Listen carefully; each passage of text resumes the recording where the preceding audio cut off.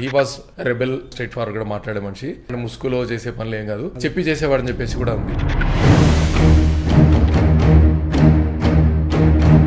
ఈయన బతికే ఉన్నాడు, ఈయన కోసం అన్వేషణ ఎందుకు చేశారనేది మిస్టరీ పాయింట్ సెకండ్కి వస్తే ఈ had a treasure. It was almost all $700,000 worth amount. చాలా మంది ఏంటంటే మనీ ఇవ్వలేని పరిస్థితుల్లో ఉన్నవాళ్ళు, కొంతమంది లేడీస్ కూడా వాళ్ళ నగలు తాకట్టు పెట్టి ఇచ్చారని. వాళ్ళ పిల్లల్ని కూడా ఇండియన్ నేషనల్ ఆర్మీలో బాబు జాయిన్ అవ్వు. ఆయన నిస్వార్థంగా చేశాడు. కానీ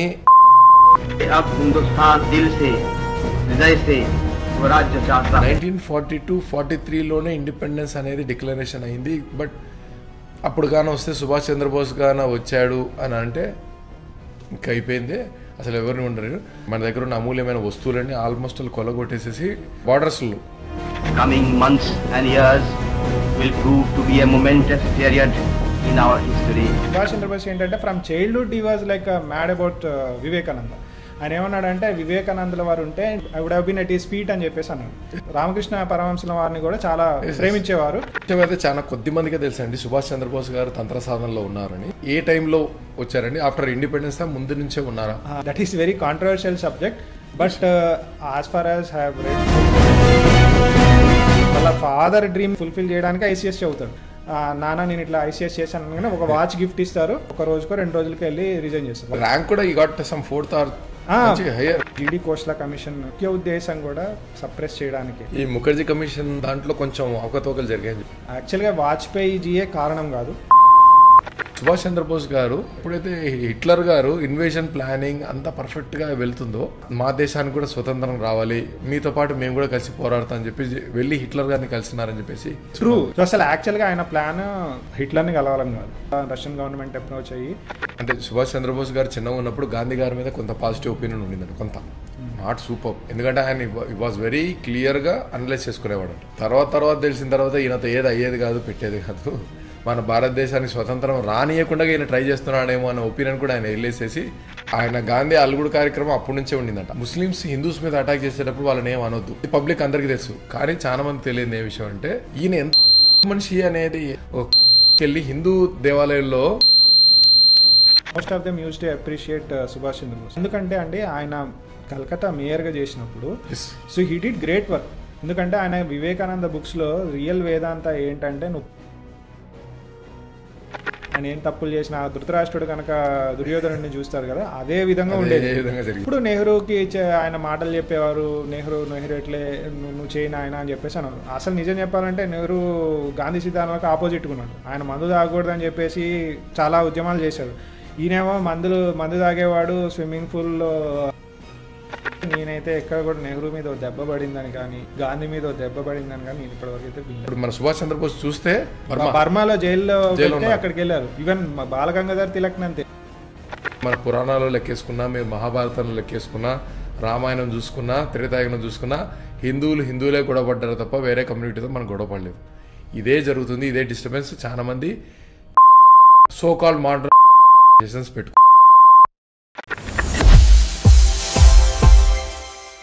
welcome to unscripted with Vamshi. ఈరోజు పవర్ఫుల్ అండ్ రెబులెస్ పాడ్కాస్ట్. ఎందుకనంటే నేతాజీ సుభాష్ చంద్రబోస్ గారి గురించి మనం డిస్కస్ చేయబోతున్నాం. ఈరోజు మన గెస్ట్ వచ్చేసి లోహిత్ గారు సుభాష్ చంద్రబోస్ గారికి సంబంధించిన ఆటోబయోగ్రఫీ బుక్కే కాకుండా వివిధ రకాల బుక్స్ నుంచి సేకరించి అన్నిటినీ ఒక అనలైజ్ చేసి క్లియర్ ఇన్ఫర్మేషన్ ఇస్తూ మనకు ఆయన చరిత్ర చెప్తూ వస్తున్నారు అనమాట.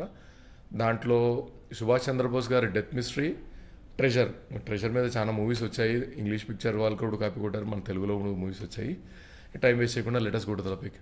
వందే మాతరం. లోహిత్ గారు, welcome to the podcast. First మనం డిస్కస్ చేస్తాము ఈయన డెత్ మిస్టరీ గురించి స్టార్ట్ చేద్దామండి. చాలా మంది ఏమన్నానంటే ఈయన ప్లేన్ క్రాష్లో చనిపోయారు సుభాష్ చంద్రబోస్ గారు అని చెప్పేసి ఒక క్రియేట్ చేశారు. కాదు, దాని తర్వాత కూడా ఆయన రకరకాలుగా మనకు దర్శనం ఇచ్చారు. కొంతమంది ఏమన్నారంటే మారువేషాలు తిరగాల్సినంత అవసరం లేదు. He was rebel person. ఆయన హీ వాజ్ అన్ లైక్ ఏదన్నా మాట్లాడితే స్ట్రైట్ ఫార్వర్డ్ గా మాట్లాడే మనిషి. ఇట్లాంటి ముసుగులో చేసే పనులు ఏం కాదు, చెప్పి చేసేవాడని చెప్పేసి కూడా ఉంది. దాని గురించి స్టార్ట్ చేయండి ఫస్ట్ ప్లీజ్.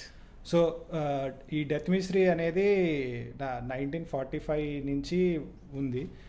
ఇనీషియల్గా it was for the government, తర్వాత మనకి ఇండిపెండెన్స్ వచ్చిన తర్వాత గవర్నమెంట్కి ఉంది.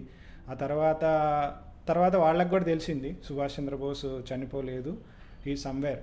So you know whose government was there. So వాళ్ళకి తెలిసినా కానీ బయట పెట్టకుండా చాలా ప్రయత్నాలు చేశారు సప్రెస్ చేయడానికి.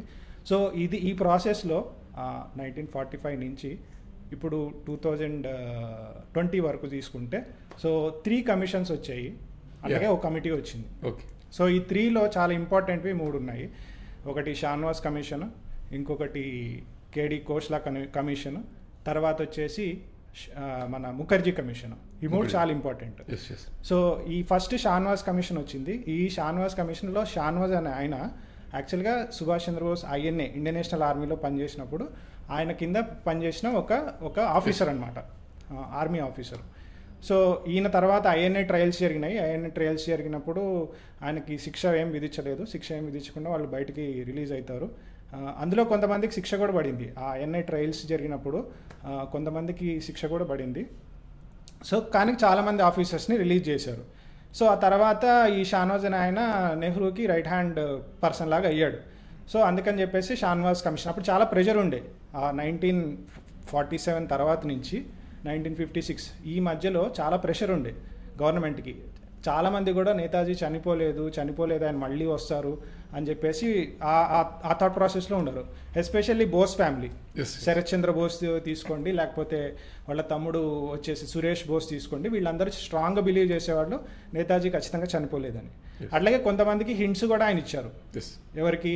INAలో పనిచేసిన ఇంటెలిజెన్స్ ఆఫీసర్స్ కానీ వాళ్ళకి కానీ ఆయన ఫ్లైట్ ఎక్కడానికి కొన్ని రోజుల ముందు మీకు ఒక సర్ప్రైజ్ వస్తుంది, మీరు సర్ప్రైజ్ చూసి బాధపడి అలా అవ్వకండి, so in coming days you will know అని చెప్పేసి ఆ మాట చెప్పి వెళ్ళిపోతారనమాట. సో అందుకని చెప్పేసి వాళ్ళు స్ట్రాంగ్గా బిలీవ్ చేశారు నేతాజీ చనిపోలేదు, ఈ మాట చెప్పారు కాబట్టి ఖచ్చితంగా చనిపోలేదు అని చెప్పేసి చెప్పారు. సో ఆ తర్వాత ఈ షాన్వాస్ కమిషన్లో యాక్చువల్గా 3 మెంబర్స్, షాన్వాస్ ఆయన, తర్వాత SN మిత్రా అని ఒక ఆయన, ఇంకా థర్డ్ వచ్చేసరికి సురేష్ బోసు. ఈ సురేష్ బోసు నేతాజీ యొక్క థర్డ్ బ్రదర్ అనమాట, అంటే వాళ్ళ బ్రదర్స్ అందులో థర్డ్ బ్రదర్ అనమాట. సో ఈ Suresh Bose he was strongly believing that Netaji didn't die before and after also, after the so much of enquiry then also he was like that.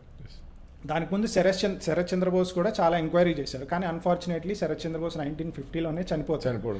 So కాబట్టి ఇంకా సురేష్ మీద ఆ బాధ్యత వచ్చింది.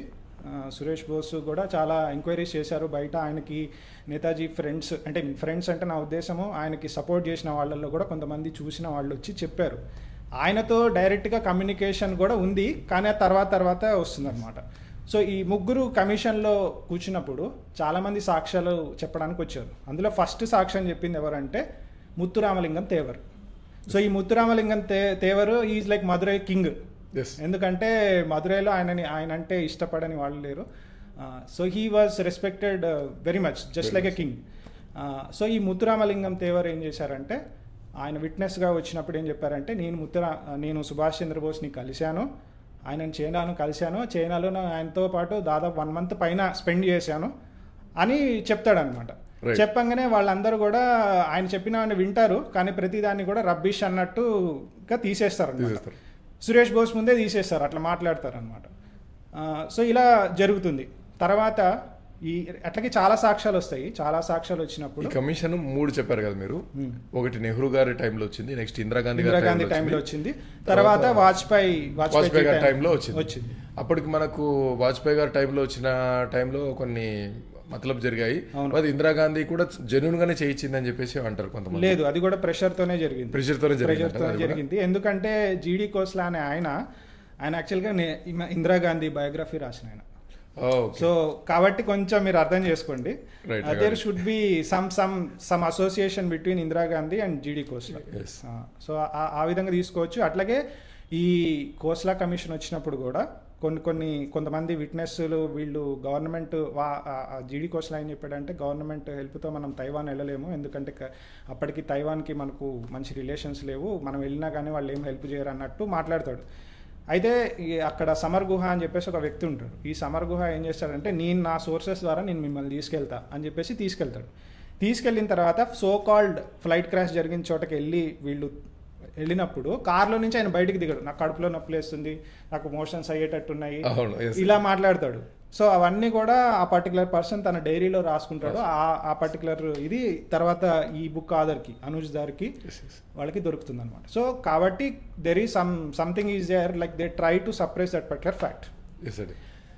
వీళ్ళు దాదాపుగా అంటే వాట్ ఐ హియర్డ్ ఈస్ ఈయన బతికే ఉన్నాడు, ఈయన కోసం అన్వేషణ ఎందుకు చేశారనేది మిస్టరీ పాయింట్ సెకండ్కి వస్తే ఈ had a treasure it seems. Yes, ఆ ట్రెజర్ ఎన్ని కోట్లు ఉండేదో తెలియదు, కొంతమంది 100 అంటే ఇప్పుడు ప్రస్తుతానికి ఐఎమ్ సేయింగ్ అబౌట్ 2025లో వర్త్ తీసుకుంటే 100 crores దాకా ఉండొచ్చు, కొన్ని 50 crores దాకా ఉండొచ్చు. కొంతమంది ఏమన్నారంటే దాంట్లో వాల్యుబుల్ ఐటమ్స్ ఉన్నాయి.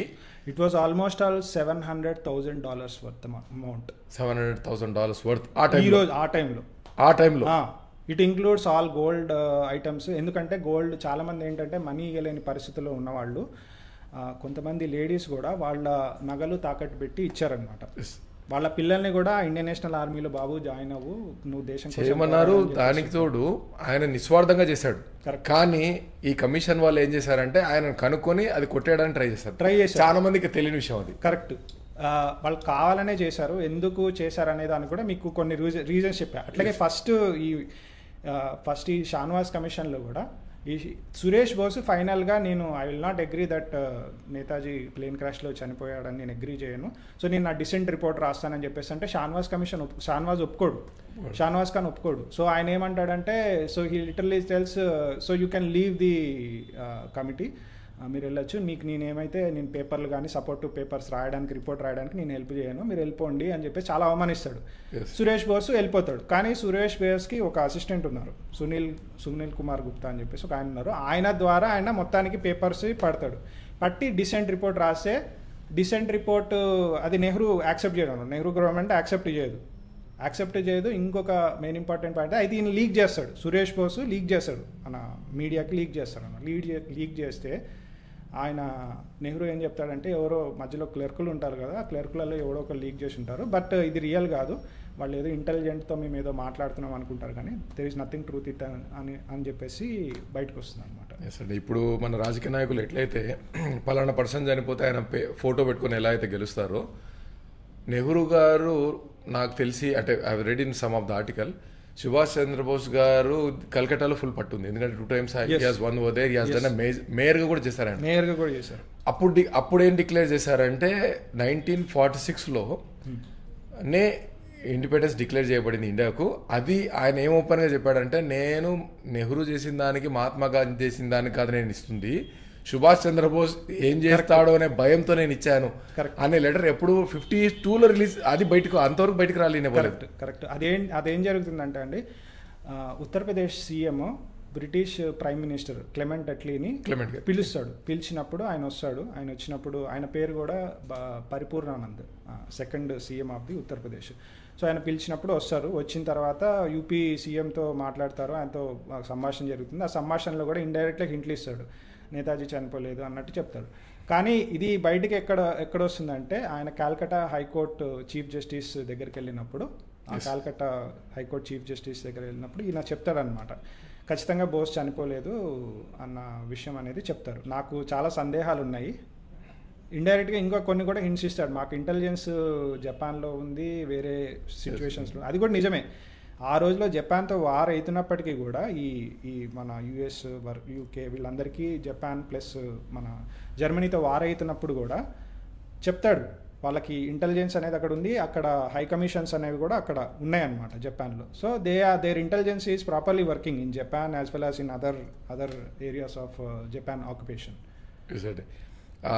ఆ టైంలో World War Iలో అంటే నేను విన్నంత వరకు World War Iలో కూడా నేతాజీ గారు కొంతమంది సోల్జర్స్ని రెడీ చేసి హెల్ప్ చేయడం జరిగింది. ఎందుకంటే వాళ్ళు ఒక ఆశ చూపించారంట, మీరు మాకు ఇప్పుడు సపోర్ట్ చేస్తే World War Iలో విల్ గివ్ ఇండిపెండెన్స్ ఫాలోయింగ్ అని ఏదో ఒక రూల్ తెస్తాము, ప్రస్తుతానికి ఓన్లీ క్వీన్ మాత్రమే ఉంటుంది, తర్వాత మీరు పరిపాలన చేసుకోవచ్చు సంథింగ్ అన్నారు.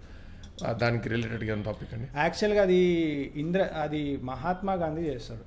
ఎందుకంటే సుభాష్ చంద్రబోస్ 1920, 1920, 21 నేను చెప్పేది 1919 వార్ ఎండ్ అయిపోయింది, ఫస్ట్ వార్ 1919, 1920, 21 ఆ టైంలో సుభాష్ చంద్రబోస్ ICS చేయడానికి లండన్ వెళ్తాడు. So he was seriously in studies అప్పటికే ఆయన బయటకు వచ్చి ఇండియాకి వచ్చి అదంతా అయ్యేపటికే ఫస్ట్ వరల్డ్ వార్ అయిపోయింది. మేబీ బ్రిటన్లో ఆయన ఏమన్నా కొంతమంది అప్పటికే సావర్కర్ గారిది ఒక సీక్రెట్ సొసైటీ ఒకటి ఉంది, సావర్కర్ వాళ్ళు రన్ చేసిన సీక్రెట్, మేబీ వాళ్ళతో కాంటాక్ట్లో ఉండుండొచ్చు. బట్ మీరు చెప్పింది అయితే నా దగ్గర I don't have. Mahatma Gandhi కూడా లైమ్ లైట్లో కొట్టేసిన తర్వాత ఒక స్వతంత్ర పోరాట సమరయోధుడు తిలక్ గారు సంథింగ్ ఐ హెర్డ్, ఆయన చనిపోయిన తర్వాత ఈయన అరే ఇదేదో ఫేమ్ బాగుందే లెట్ మీ టేక్ ఓవర్ అని చెప్పేసి ఆయన అప్పుడు వచ్చాడని. అది బాలగంగాధర్ తిలక్ జైలుకి వెళ్ళిపోతారండి. బాలగంగాధర్ తిలక్ 1916 ఆ టైంలో జైలుకి వెళ్ళిపోతారు. చనిపోయిన తర్వాత ఈయన ఫేమ్కి వచ్చాడు. అంతవరకు he was a freedom fighter, original freedom fighter. యాక్చువల్గా ఆయన ముందు 1910, 1905 ఆ టైంలో ఏంటంటే ఆయన సౌత్ ఆఫ్రికాలో ఉన్నారు, బ్రిటన్లో ఉన్నారు. తర్వాత ఇండియాకి వస్తారు. ఇండియాకి వచ్చిన తర్వాత నుంచి ఆయన వేషభాషలు అన్నీ చేంజ్ అయిపోతాయి, ఇండియన్ స్టైల్లో ఉండడం మొదలు పెడతాడు. బట్ ఇంకొక మెయిన్ ఇంపార్టెంట్ పాయింట్ ఏంటంటే బాలగంగాధర్ తిలక్ ఉన్నన్ని రోజులు, ఆయన యాక్టివ్గా ఉన్నన్ని రోజులు పొలిటికల్ సిచ్యువేషన్లో మహాత్మా గాంధీకి అసలు ఏం పేరు లేదు. So once Balagangadhar Tilak Mandalay jail అక్కడికి వెళ్ళినప్పుడు సో ఇమీడియట్గా మహాత్మా గాంధీకి ఆయనకు కూడా సిచ్యువేషన్ వస్తుంది. చంపారన్ సత్యాగ్రహం అని ఒకటి ఉంటుంది, నెక్స్ట్ ఉప్పు సత్యాగ్రహము, ఇవన్నీ జరిగిన తర్వాత so he become success. British వాళ్ళు కూడా దే విల్ బ్యాక్ ఆఫ్. అది ఎందుకు అయ్యారనేది ఇప్పటికి మిస్టరీ. అది మహాత్మా గాంధీ యొక్క పవర్ వల్ల అయ్యారని చెప్పేసి కొంతమంది అంటారు, లేకపోతే దేర్ వాజ్ ఎ సీక్రెట్ ఎగ్మెంట్ అని చెప్పేసి అంటారు. ఏది నిజం అనేది వెరీ డిఫికల్ట్. అంటే ఏమంటారంటే అండి వీళ్ళందరిలోకి అంటే నెహ్రూ గారికి కూడా నాలెడ్జ్ తర్వాత ఆయన కూడా he has been to UK, అదే లండన్కి వెళ్ళి చదువుకొని వచ్చిన తర్వాత అది యూనివర్సిటీ చదివిన తర్వాత ఆయనకు తెలిసి వచ్చింది. బట్ ఈ నెవర్ డెబిట్ కూర్చోలేదంటే ఆర్గ్యుమెంట్కి మాత్రం ఎప్పుడు కూర్చోలేదు. బట్ సుభాష్ చంద్రబోస్ గారు కూర్చున్నారంటే అరే నిజంగా కదా మనమంతా మనమే మన వాళ్ళని కొడుతున్నాం కదా అనే క్వశ్చన్ మార్క్ ప్రతిసారి రేజ్ అయ్యేది. కరెక్ట్.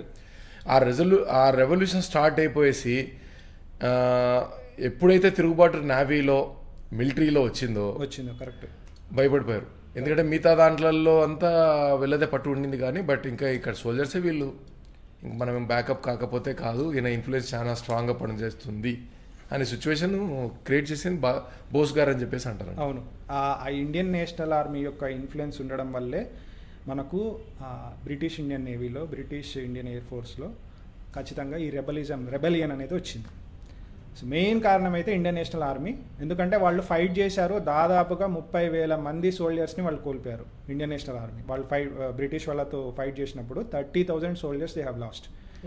ఓకే, సో కాబట్టి వీళ్ళకి ఆల్రెడీ బ్రిటిష్ ఇండియన్ ఆర్మీలో కానీ నేవీలో కానీ పనిచేసే వీళ్ళు ఏం చేశారంటే వాళ్ళకి ఆఫీసర్స్తో కావాలని గొడవ పెట్టుకోవడము ఏదో ఒక, అంటే వాళ్ళు ఏం చేసేవారంటే జై హింద్ అని చెప్పేసి ఆ షిప్పుల మీద రాయడము, ఇలా చేయడం వల్ల వాళ్ళకి ఆఫీసర్స్కి కోపం వస్తుంది. ఆఫీసర్స్ కోపం వచ్చినప్పుడు వీళ్ళు టసిల్ అనేది జరుగుతుంది. ఒకానొక టైంలో ఏం చేస్తారంటే వీళ్ళు ఇమీడియట్గా ఇక సీరియస్గా రెబెలియన్ చేస్తారు. ఇది కూడా ప్లాన్డ్ రెబెలియన్.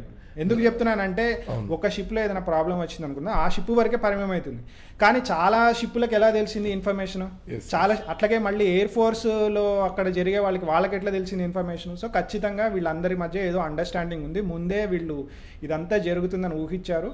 ఖచ్చితంగా వాళ్ళు కావాలనే Subhash Chandra Bose is the main reason, INA is the main reason for the. ఇప్పుడు మీరు చెప్పిన దాంట్లో ఎయిర్ ఫోర్స్ లో ఒకటి మన వాళ్ళ ఎంట్రీ కానివ్వలేదంట.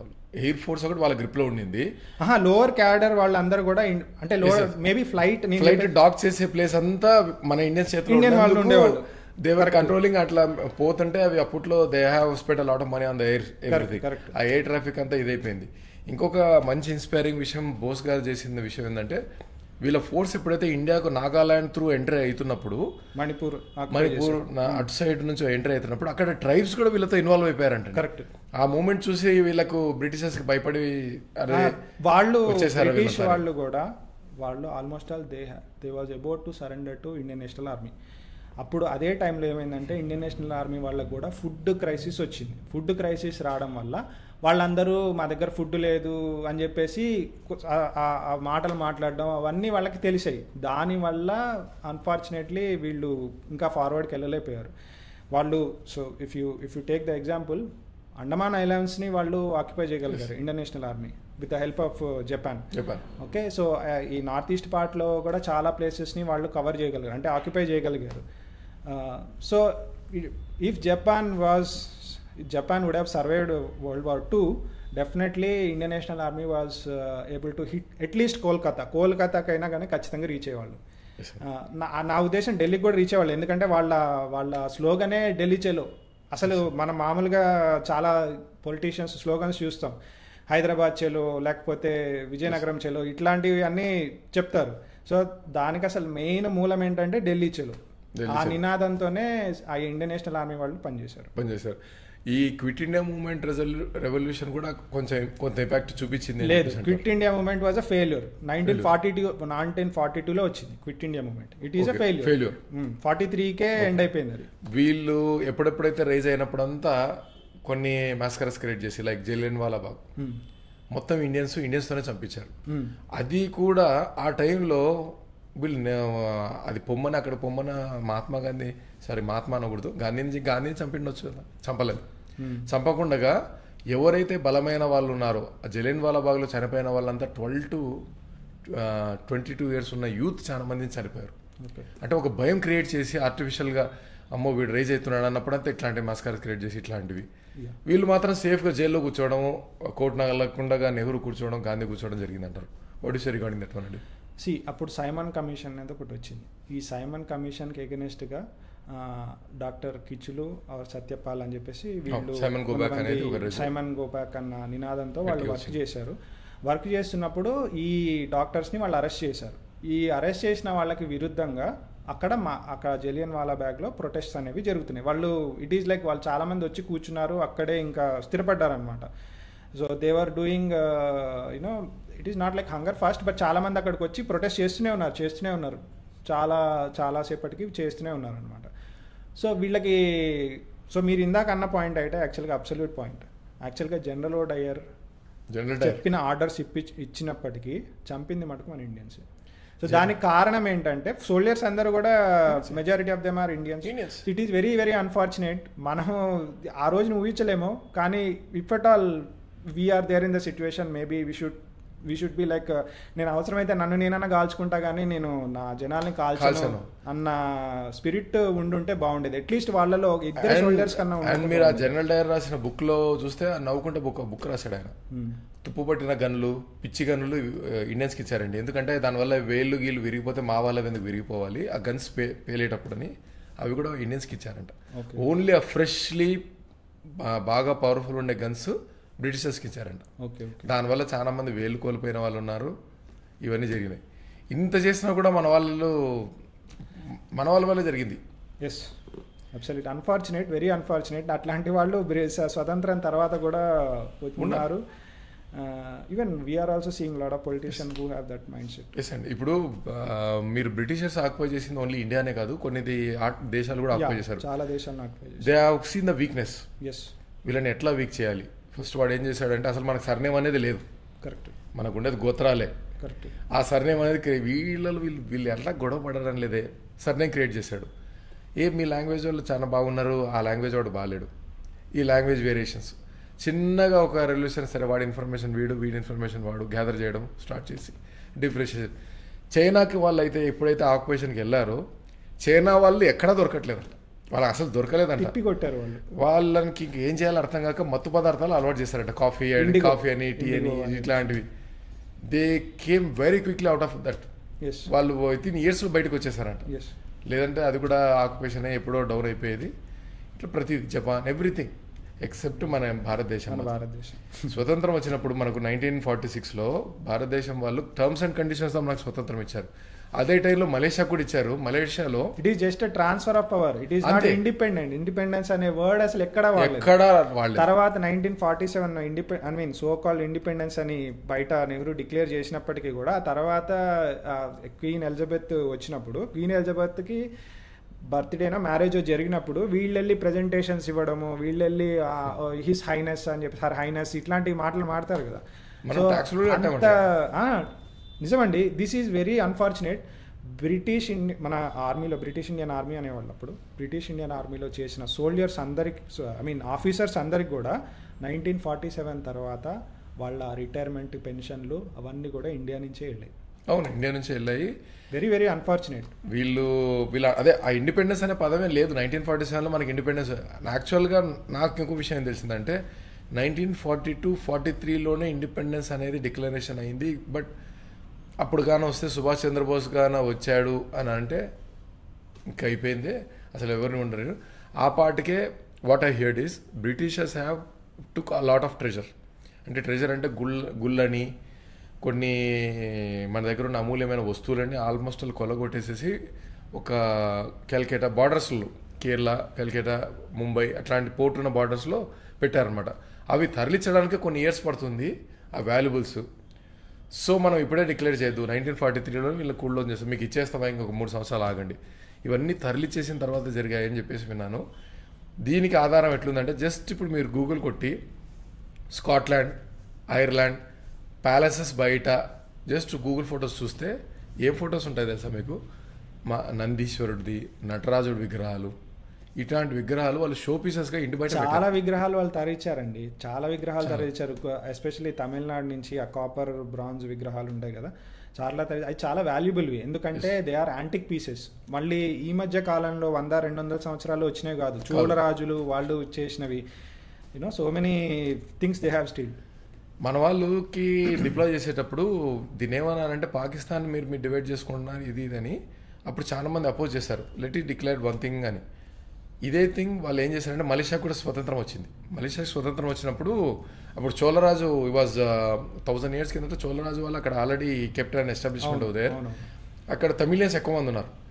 సో తర్వాత అక్కడ ముస్లిం కమ్యూనిటీ వెళ్ళిన తర్వాత ముస్లిమ్స్ గ్యాదరింగ్ ఎక్కువ కావడము, ఆ ప్రీచింగ్. ఇప్పుడు కూడా అక్కడ వాళ్ళు వాళ్ళ లాంగ్వేజ్లో నమాజ్ చేయరు, they will preach in Arabic something. అది వాళ్ళకి కొంచెం తెలుసు, ఎక్కువ తెలియదు. వాళ్ళకి అక్కడ పెట్టిన రూల్ ఏంటంటే ఇది మీరు ముగ్గురు ఉన్నారు కదా, ఆ పొలైట్నెస్ వాళ్ళ దగ్గర ఎందుకు ఇచ్చారంటే వాళ్ళు బ్రిటిషర్స్ భయపడలేదు కాబట్టి వాళ్ళకు ఇది హిందూస్ది, ముస్లిమ్స్ది, చైనీస్, మీరు ముగ్గురు కలిసిమెలిసి ఉండాలి అని వాళ్ళకి డిక్లేర్ చేసి మీకు స్వతంత్రం ఇస్తున్నాం. వాళ్ళకి మటుకే ఇచ్చారు, మనకి ఇవ్వలేదు. Thailand everything happen like that. వాళ్ళని రూల్ చేసింది డచ్ అండి, నాకు తెలిసినంత వరకు. బ్రిటిష్ వాళ్ళు రూల్ చేశారు Indonesia. You can see this. No, I have seen the museum and I have seen this one. వాళ్ళది క్లబ్ కూడా ఉన్నాయి, ఇంకా నడుస్తున్న బ్రిటిషర్స్ క్లబ్స్ ఉంది. బ్రిటిషర్స్ క్లబ్ ఉంది. వాళ్ళు స్వతంత్రం డిక్లేర్ చేసినప్పుడు ఇలా ఇచ్చారు. వాళ్ళు ఎంత యూనిటీగా ఉన్నారంటే 88% ముస్లిం జనాభా, 2% కర్మ సిద్ధాంతం నమ్మేవాళ్ళు, 10% ఆర్ తమిళియన్ హిందూస్. ఎంత యూనిటీగా ఉంటారంటే వాళ్ళు, డిస్టర్బెన్సే లేదు, కంట్రీ గ్రోత్ అంత బాగుంది. మీరు కంపేర్ చేస్తే వాళ్ళ మలేషియన్ మనీతో మనం 22 రూపీస్తో వాళ్ళది ఎంత ముందుకు వెళ్ళిపోయిందంటే ఆ యూనిటీ వల్ల.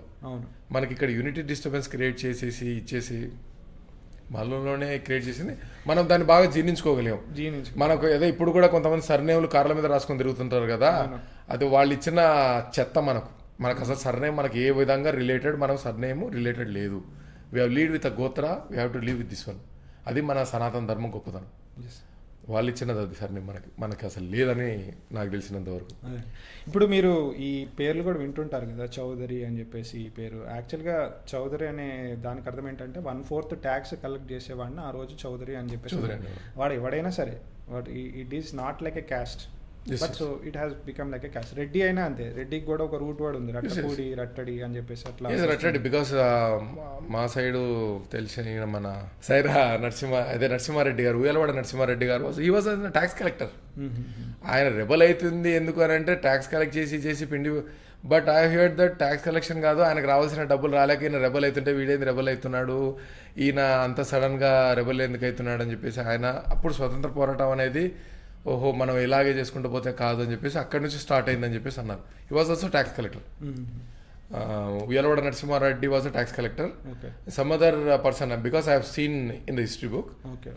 బట్ మీరు అన్నది కరెక్టే, ఆ పేరు వచ్చింది. దానికి ఏదో ఒక పేరు ఇచ్చారన్నమాట ఆ పని చేసిన వారు. కాపుల్లో డివిడెంట్ అయిన వాళ్ళు ఎవరైతే సర్పంచ్ కొన్నారో వాళ్ళకి రెడ్డి పని అని.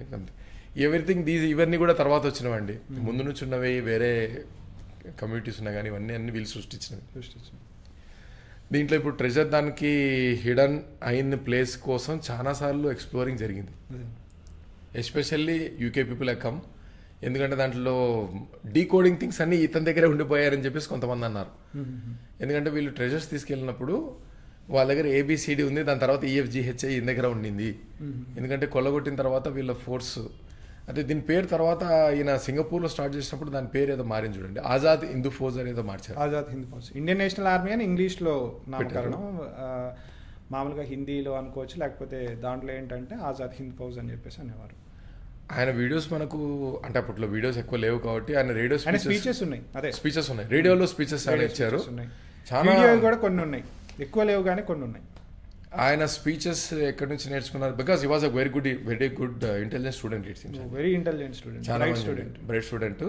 ఆయన వివేకానంద స్వామి ఇన్స్పైర్ అయ్యి ఆ స్పీచెస్ మాడ్యులేషన్ చేంజ్ చేసింది మాత్రం నేను ఇలా అని చెప్పేసి విన్నాను. సుభాష్ చంద్రబోస్ గారు స్పీచెస్ జనరల్గా ఉండేవి. ఎప్పుడైతే ఆయన స్వామి వివేకానంద గారి బుక్స్ చదవడము, స్వామి వివేకానంద గారిని ఇన్స్పైర్ చేసుకొని స్పీచెస్లో డిఫరెన్స్ అంటే మోటివేషన్ చాలా చెంది ఆయన ప్రతి స్పీచ్ ఒక మోటివేషన్గా ఉండడం కూడా జరిగిందని అన్నారు. 100% అండి. ఎందుకంటే వివేకానంద బుక్స్ మనకు రామకృష్ణ మఠం వెళ్తే చిన్న చిన్న బుక్కులు దొరుకుతాయి, అవి చదివినా కానీ we will be like burning fire, like చాలా ఇన్స్పైర్ అయిపోతాం.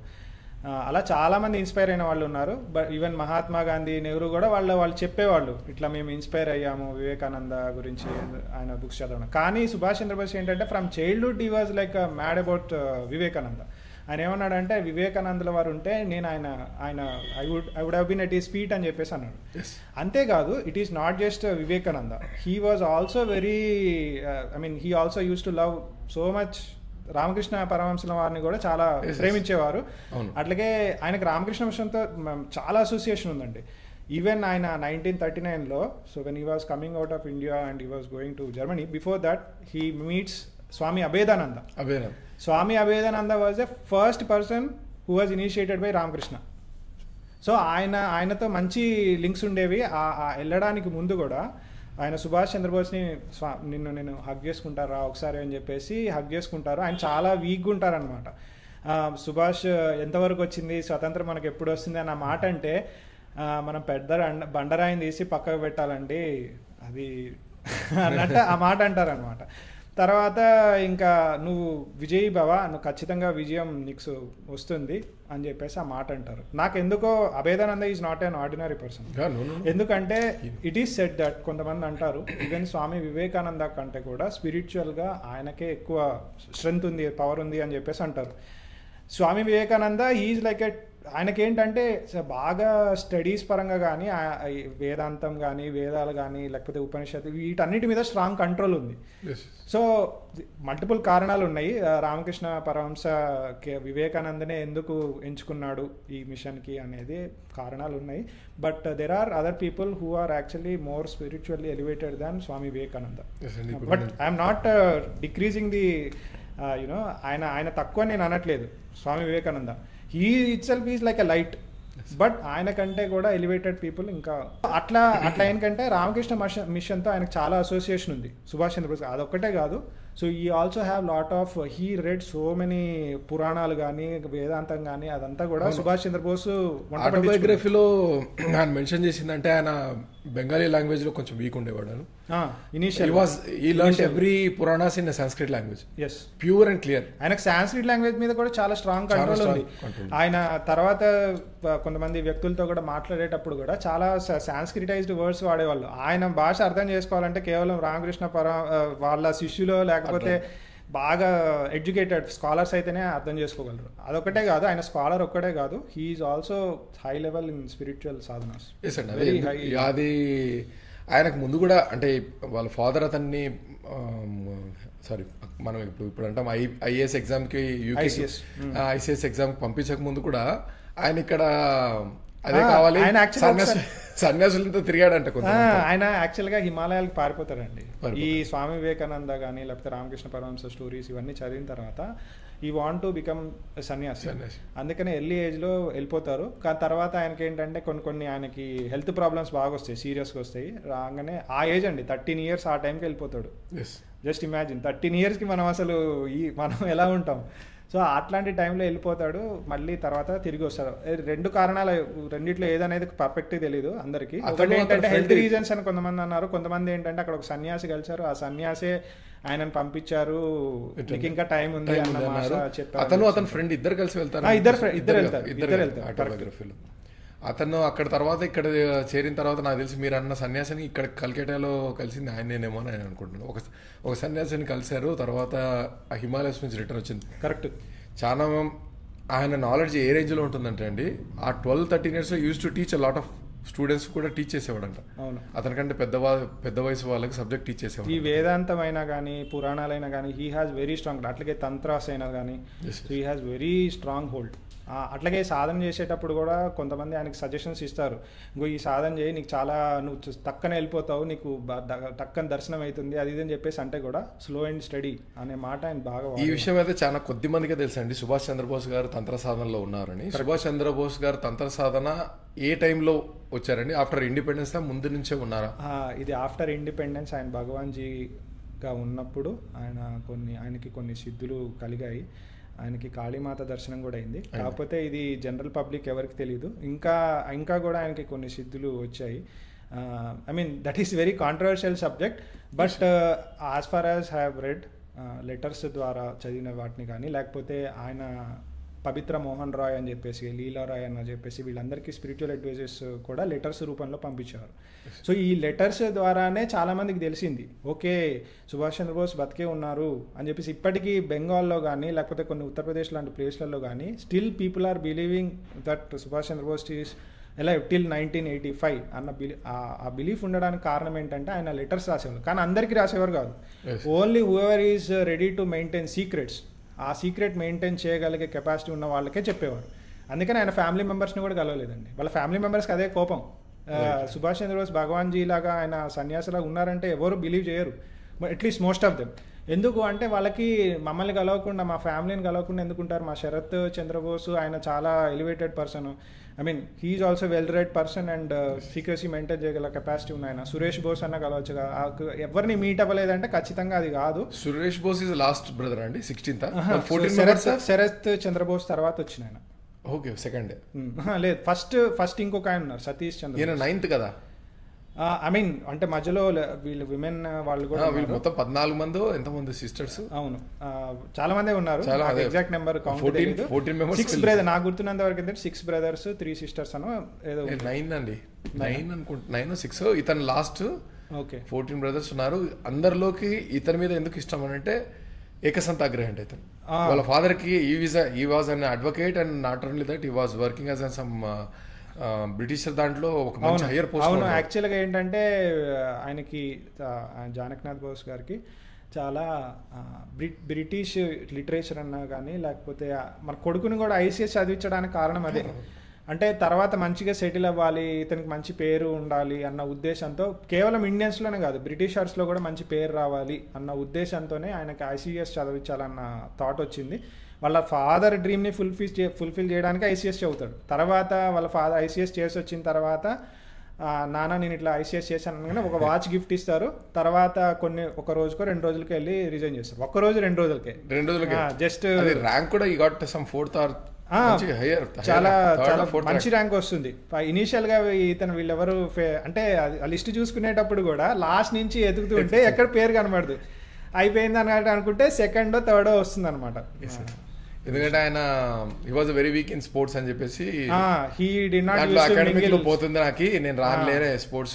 ఎందుకంటే హార్స్ రైడింగ్ ఇవన్నీ కూడా చేయాలి ఐసీఎస్ పాస్ అవ్వాలంటే ఆ రోజులలో. ఎందుకంటే అది ఇక్కడ కాదు, ఐసీఎస్ కూడా you have to go to Cambridge. ఆ కేంబ్రిడ్జ్ లో 2 సంవత్సరాలు చేయాలి, కోర్స్ చేయాలి, ఎగ్జామ్స్ రాయాలి, ఇదంతా ప్రాసెస్ అనమాట. అక్కడ లైబ్రరీని యూటిలైజ్ చేసిన వాళ్ళు ఇండియన్స్ లో ఫస్ట్ ఇండియన్ ఈయనే అంటే. కరెక్ట్. కొంతమంది అంబేద్కర్ గారు కూడా యూటిలైజ్ చేశారు అని అంటారు, బట్ మన సుభాష్ చంద్రబోస్ గారు యూటిలైజ్ చేసినంత డెప్త్ ఆఫ్ సబ్జెక్ట్. అవును, వాళ్ళంతా అక్కడ ఏదో పెట్టారంట, హిస్టరీ అకార్డింగ్ టు ఇదేం దీంట్లో చెత్త ఉంది, ఇండియన్ హిస్టరీ ముందు ఇదంతా ఎంత అని ఈ ట్రై టు కన్విన్స్ దేమంట. వాళ్ళు వినలేదంట, మీ దాంతో అవసరం లేదు, మీరు మా దగ్గర ఫాలో కావాలి అన్నారు. సో ఈ విషయం చెప్తుంటే ఒక ఇన్సిడెంట్ గుర్తొస్తుంది. ఆయన స్కూలింగ్లోనూ కాలేజ్ డేస్లో ఐసీఎస్ వెళ్ళడానికి ముందు తన ప్రొఫెసర్ చాలా రూడ్గా ఇండియన్ కల్చర్ గురించి, దేవతల గురించి మాట్లాడితే చెంపదెబ్బ కొడతాడు. Okay okay. సుభాష్ చంద్రబోస్ వెళ్ళి చెంపదెబ్బ కొడతారు, వాళ్ళ వాళ్ళ వాళ్ళ ఫ్రెండ్స్ అందరు కూడా ఆయన అటాక్ చేస్తారు ఒక మెట్ల దగ్గర. సస్పెండెడ్. దానివల్లే సస్పెండ్ అవుతారు. సస్పెండ్ అయితే వాళ్ళ నాన్నగారికి తెలిసిన ఇంకో కాలేజ్లో జాయిన్ చేస్తారు. ఫస్ట్ ప్రెసిడెన్సీ కాలేజ్లోనో ఇందులో చదివారు, తర్వాత వాళ్ళ నాన్నగారికి తెలిసిన కాలేజ్లో. అది టాప్ మోస్ట్ కాలేజ్ అంట కదా. అవును, కలకట్టాలో ఫేమస్ కాలేజ్. అంటే అప్పట్లో ఎడ్యుకేషన్ అంటే, ఎందుకంటే కలకట్టా ఎడ్యుకేషన్ టాప్ ఎందుకు ఉండిందంటే Britishers were doing all the, అదేమంటారు, సరుకు రవాణా అంతా అక్కడ చేసేవాళ్ళు కాబట్టి వాళ్ళ పిల్లలు చదువుకోవడానికి మంచి కాలేజ్ కట్టారు అక్కడ. క్యాపిటల్ ఢిల్లీకి మూవ్ కాకముందు కలకత్తా వాజ్ క్యాపిటల్. అవును. ఈ ప్రెసిడెన్సీ కాలేజ్లో కూడా ఎవరు పడితే వాళ్ళు చదివేవారు కాదండి. ఓన్లీ రెప్యూటెడ్, ఐ మీన్ వాళ్ళే ఇండియన్స్ కానీ లేకపోతే రెప్యూటెడ్ ఇండియన్స్ అంటే కొంచెం మనీ స్పెండ్ చేయగలిగే వాళ్ళు. ఇంకొకటి బ్రిటిష్ ఆఫీసర్స్, మీరు అన్నట్టు బ్రిటిష్ ఆఫీసర్స్ కూడా చాలా మంది ఉన్నారు వాళ్ళ పిల్లల్ని చదివించేవాళ్ళు అని చెప్పేసి విన్నాను. దీంట్లో మళ్ళీ వీళ్ళు గెట్ బ్యాక్ టు దట్ అండి. కమిషన్లో మీరు ఫస్ట్ కమిషన్ మనకు వాళ్ళు అప్పుడు నెహ్రూ టైంలో ఒకటేశారు. ఇందిరాగాంధీ దాని గురించి కూడా ఒకసారి డిస్కస్ చేద్దామండి. ఇందిరాగాంధీది అదే జీడి కోస్లా కమిషన్. అదేంటంటే అది కూడా 1 మెంబర్ కమిషన్. ఈ 1 మెంబర్ కమిషన్ ఏంటంటే, సో దాని ముఖ్య ఉద్దేశం కూడా సప్రెస్ చేయడానికే.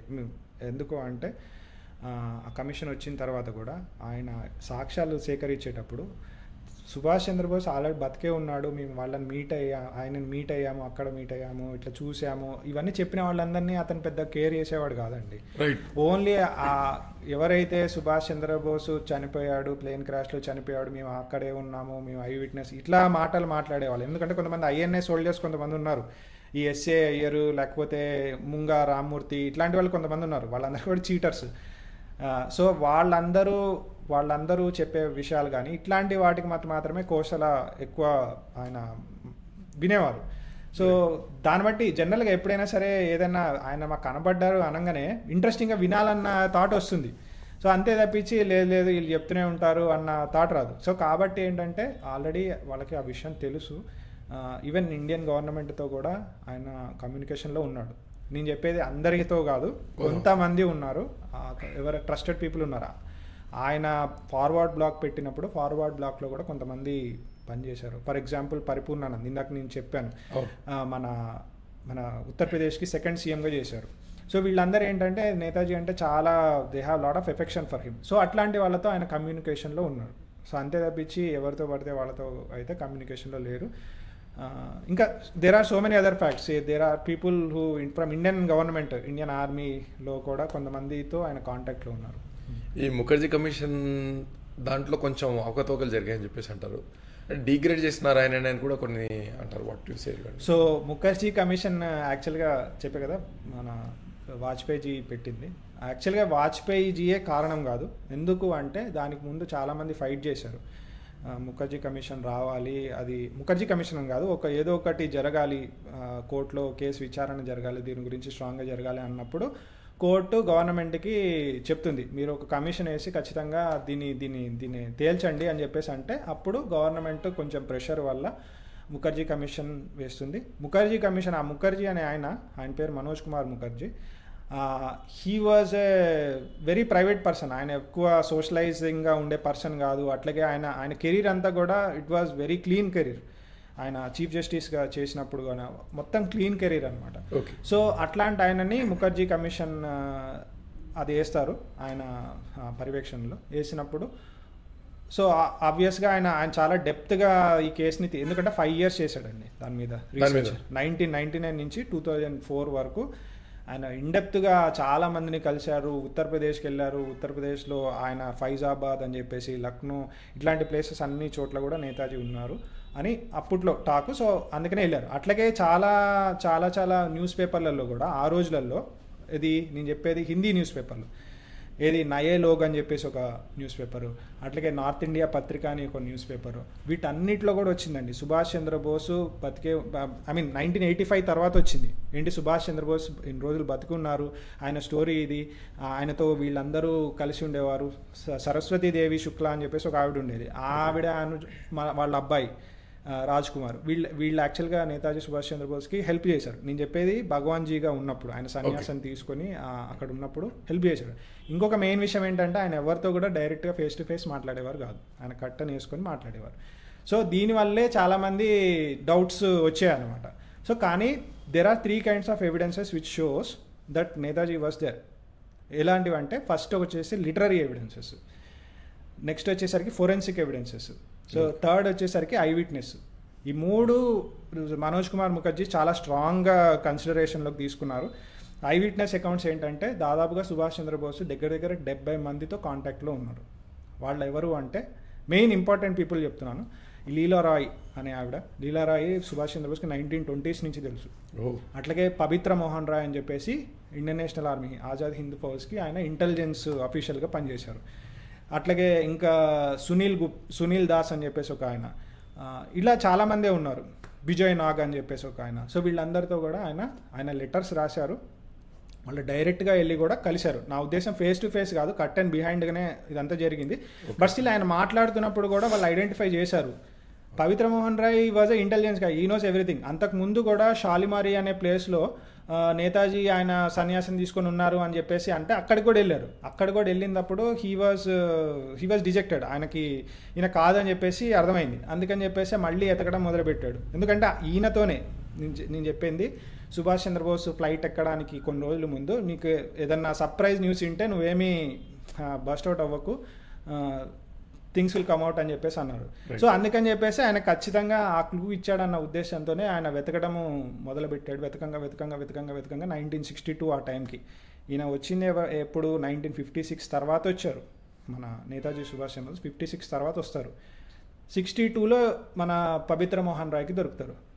పవిత్ర మోహన్ దొరికే ముందు కూడా కావాలని నేతాజీ ఆయనకు దొరకకుండా ట్రై చేస్తారు. But he was very serious person కాబట్టి ఆయనకు తర్వాత నేతాజీ సుభాష్ చంద్రబోస్ ఈయన ఖచ్చితంగా నా గురించే వచ్చారు భగవాన్జీ అని చెప్పేసి ఆయన ఫీల్ అయ్యి ఇంకా ఆయనతో సంభాషణ అనేది జరుగుతుంది. సో ఈ సంభాషణలో చాలా విషయాలు చెప్తారనమాట. వీళ్ళు ఎట్లా ఐడెంటిఫై చేస్తారు, ఎందుకంటే ఫేక్ సన్యాసి కూడా అయి ఉండొచ్చు, కట్ అండ్ బిహైండ్ మాట్లాడుతున్నాడు మళ్ళీ. సో వీళ్ళు ఎలా గుర్తుపెట్టారంటే ఆయన వాయిస్, అట్లాగే ఆయనకి లిస్ప్ ఉండేది. లిస్ప్ అంటే ఏంటంటే ఇప్పుడు మనకు సపోజ్ డా అనే పదం పలకడం రాని వాళ్ళు దా అని చెప్పేసి పలుకుతారు. సో చెడ్డ మాట అని చెప్పేసి చెడ్డ మాత అని చెప్పేసి అంటారు. సో అట్లా సుభాష్ చంద్రబోస్ గారికి ఉంది. అది కేవలం బెంగాలీలోనే కనబడుతుంది. ఆయన ఎట్లా ఐడెంటిఫై చేశారని మీరు చెప్తున్నారు కదా. సెకండ్ కమిషన్ వాళ్ళు 70 మెంబర్స్ విట్నెస్ క్రాస్ ఎగ్జామిన్ చేశారా? అప్పటికి కొంతమంది ఉన్నారు, కొంతమంది లేరు. ఓకే. సో కానీ వాళ్ళ లెటర్స్ ఉంటాయి కదా, లెటర్స్ వాళ్ళు వేరే వాళ్ళకి రాసిన లెటర్స్, ఆ లెటర్స్ పరంగా ఆయన అట్లాగే కొంతమంది వాళ్ళ పిల్లలు ఉన్నారు. వాళ్ళ పిల్లలు కూడా కొంతమంది డైరెక్ట్గా కూడా విట్నెస్ చెప్పిన వాళ్ళు ఉన్నారు. మేము ఇట్లా సుభాష్ చంద్రబోస్ని చూసిన. సుభాష్ చంద్రబోస్ వారు చనిపోయినప్పుడు దాదాపుగా 13 మంది ఆయన దేహాన్ని కాల్చేటప్పుడు అక్కడ ఉన్నారు విట్నెస్గా. 85లో 13 మెంబర్స్ ఉన్నారు. ఈ 13 మెంబర్స్లో 3 డాక్టర్స్, ఒక ఆయనేమో అలోపతి డాక్టర్, మిగతా 2 ఏమో హోమియోపతి డాక్టర్స్. వాళ్ళ పేరు టీసీ బెనర్జీ, ప్రియాబ్రత బెనర్జీ అని చెప్పేసి ఉన్నారు. అట్లాగే ఈ మెయిన్ డాక్టర్ ఆయన పేరు ఎంఎన్ మిశ్రానో ఏదో ఉంది. సో ఆయన అట్లాగే డాక్టర్ కూడా ఉంది కదండి. ఆయన డాక్టర్ ఉంది. ఆయన daughter she was in Austria. Okay. Austria Germany అక్కడ ఉందన్నమాట. పేరు అనితా బోస్. వాళ్ళ వైఫ్ పేరు ఎమిలియా శంకర్. రైట్. సో ఆ మ్యారేజ్ కూడా it is a very good marriage. అంటే నైస్ మ్యారేజ్. అంటే ఆయన చూజ్ చేసుకున్న ఆవిడ she was very nice person. ఆయనతోనే ఫస్ట్ నుంచి లాస్ట్ దాకా ఉంది. మధ్యలో ఎందుకంటే యూరోపియన్స్ వాళ్ళందరికీ ఆయన వేరే చోటుకి వెళ్ళిపోయారంటే ఇంకొక ఎఫ్ఐఆర్ స్టార్ట్ చేయడం అనేది దట్ వాజ్ వెరీ ఈజీ. అందులో ఆవిడకి ఫైనాన్షియల్గా కూడా she was not strong. Okay. She has to look after Anita Bose and she also has to look after her mother. So అట్లాంటి సిచ్యువేషన్, అంత క్రిటికల్ సిచ్యువేషన్ ఉన్నా కానీ ఆవిడ she use to maintain, she use to go for job and she use to come back. And ఆవిడ ఎవరితో కూడా FIRs లేవన్నమాట. అంత strong person. Okay, she was very strong person. ఇంకొక మెయిన్ విషయం ఏంటంటే ఈవిడ she was very strong in believing that Subhash Chandra Bose did not die in the plane crash first నుంచి. ఎందుకంటే ఆవిడ బోస్ ఫ్యామిలీతో ఆవిడకి కమ్యూనికేషన్లో ఉంది. ఎస్పెషల్లీ ఈవెన్ 1948లోనే శరత్ చంద్ర బోసు అక్కడికి వెళ్తారు.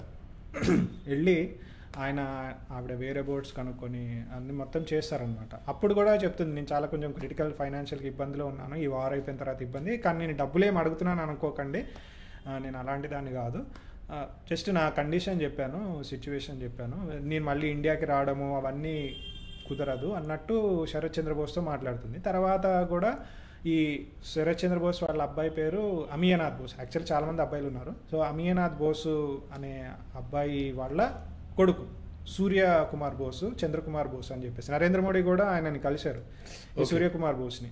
చంద్రకుమార్ బోస్ని BJP Calcutta Bengal BJP chief minister candidate కింద నించోబెట్టారు.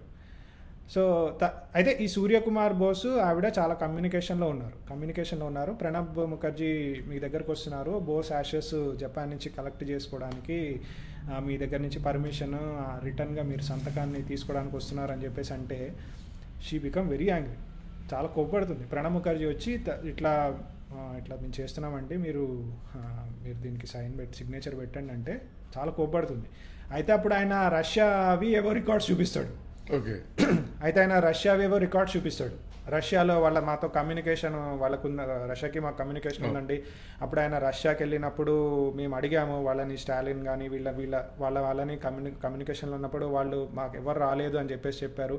అట్లాగే యునైటెడ్ కింగ్డమ్ వాళ్ళతో కూడా రష్యాకి ఆ రోజులలో మంచి రిలేషన్స్ ఉన్నాయి, ఆ రిలేషన్స్లో వాళ్ళు చెప్పారు సుభాష్ చంద్రబోస్ కానీ అట్లాంటి వాళ్ళు ఎవరు రాలేదని చెప్పారు అని చెప్పేసి ఆయన ఏదో ప్రూఫ్లు చూపించడానికి ట్రై చేస్తే చాలా కోపడితే తర్వాత వాళ్ళ అమ్మాయి వాళ్ళ అల్లుడు బయటికి తీసుకెళ్ళిపోతారు. ఇది చెప్పింది ఎప్పుడు, ఈ సంఘటన జరిగింది 1994లో. కాంగ్రెస్ పార్టీ ఎందుకు చేశారనే దానికి కూడా ఉంది. ఆ రోజులో వాళ్ళు ఏమనుకుంటారంటే ఒక ఆయన వీళ్ళకి సజెషన్ ఇస్తాడు, కాంగ్రెస్ పార్టీకో లేకపోతే ప్రణబ్ ముఖర్జీకో, మీరు కనుక బోస్ యాషెస్ చేస్తే మీకు ఇంకొక 10% ఓటర్ పర్సంటేజ్ వస్తుంది అని చెప్పేసి అంటారు. ఓకే. సో అఫీషియల్గా ఇవన్నీ తెలియవు, నేను అఫీషియల్గా కాదు, నేను చెప్పేది మామూలుగా మిగతా వాళ్ళు మాట్లాడుకున్న సందర్భాలు వాటిని చెప్తున్నాను. సో ఆ మాటలు ఉండడం వల్ల ఈ ప్రణబ్ ముఖర్జీ వెళ్తాడు. ప్రణబ్ ముఖర్జీ ఆయన అసలు ముఖర్జీ కమిషన్ ముందు అసలు ఏం చెప్పడండి, ఆయన భయపడిపోతాడు. ఆయనను ఈ అనూజ్ దార్ ఒకేసారి వెళ్తారు. ఓకే. వెళ్ళినప్పుడు అనూజ్ దార్ ప్రణబ్ ముఖర్జీని చూసి ఓహో ఈయన కూడా బెంగాలీయే కదా, సో ఈయన మంచి సాక్ష్యాలు చెప్తాడని చూస్తే ఆయన అబ్జర్వ్ చేస్తే ఆయన వణుకుతూ చాలా ఇబ్బంది పడుతూ కనబడతాడు. సో ప్రణబ్ ముఖర్జీ మళ్ళీ ముఖర్జీ కమిషన్ ముందు కూర్చొని మాట్లాడుతుంటే ఆయన ఏం మాట్లాడతాడంటే, నాకు 2 విషయాలు తెలుసు, అంతకుముందు 2 కమిషన్లు వచ్చాయి. ఒక కమిషన్ ఏంటంటే షాన్వాస్ కమిషను, ఇంకో కమిషన్ కోస్తలా కమిషను, అంతకు మించి నాకు పెద్దగా వివరాలు తెలియదు. ఇంకేమైనా ఫైల్స్ దగ్గర ఉన్నాయని అడుగుతాడు ముఖర్జీ. నాకేం తెలియదు, నాకు ఈ 2 తెలుసు అని చెప్పేసి అంటాడు. Hope they will come out and soon. ఈ ఇంకా సస్పెండ్గా అంటే దాన్ని ఏం చేశారంటే ఇంగ్లీష్ పిక్చర్ ఏదైనా మీరు చూస్తే దాన్ని ఏదో ఒక పకడ్బందీగా ఒక ఇదిగా చేసి చూపించారు. ఆయన హైడౌట్ది ఇంతవరకు ఆయన ట్రెజర్ ఎక్కడ పెట్టింది ఇంతవరకు బయటికి డిస్పోజ్ కాలేదు.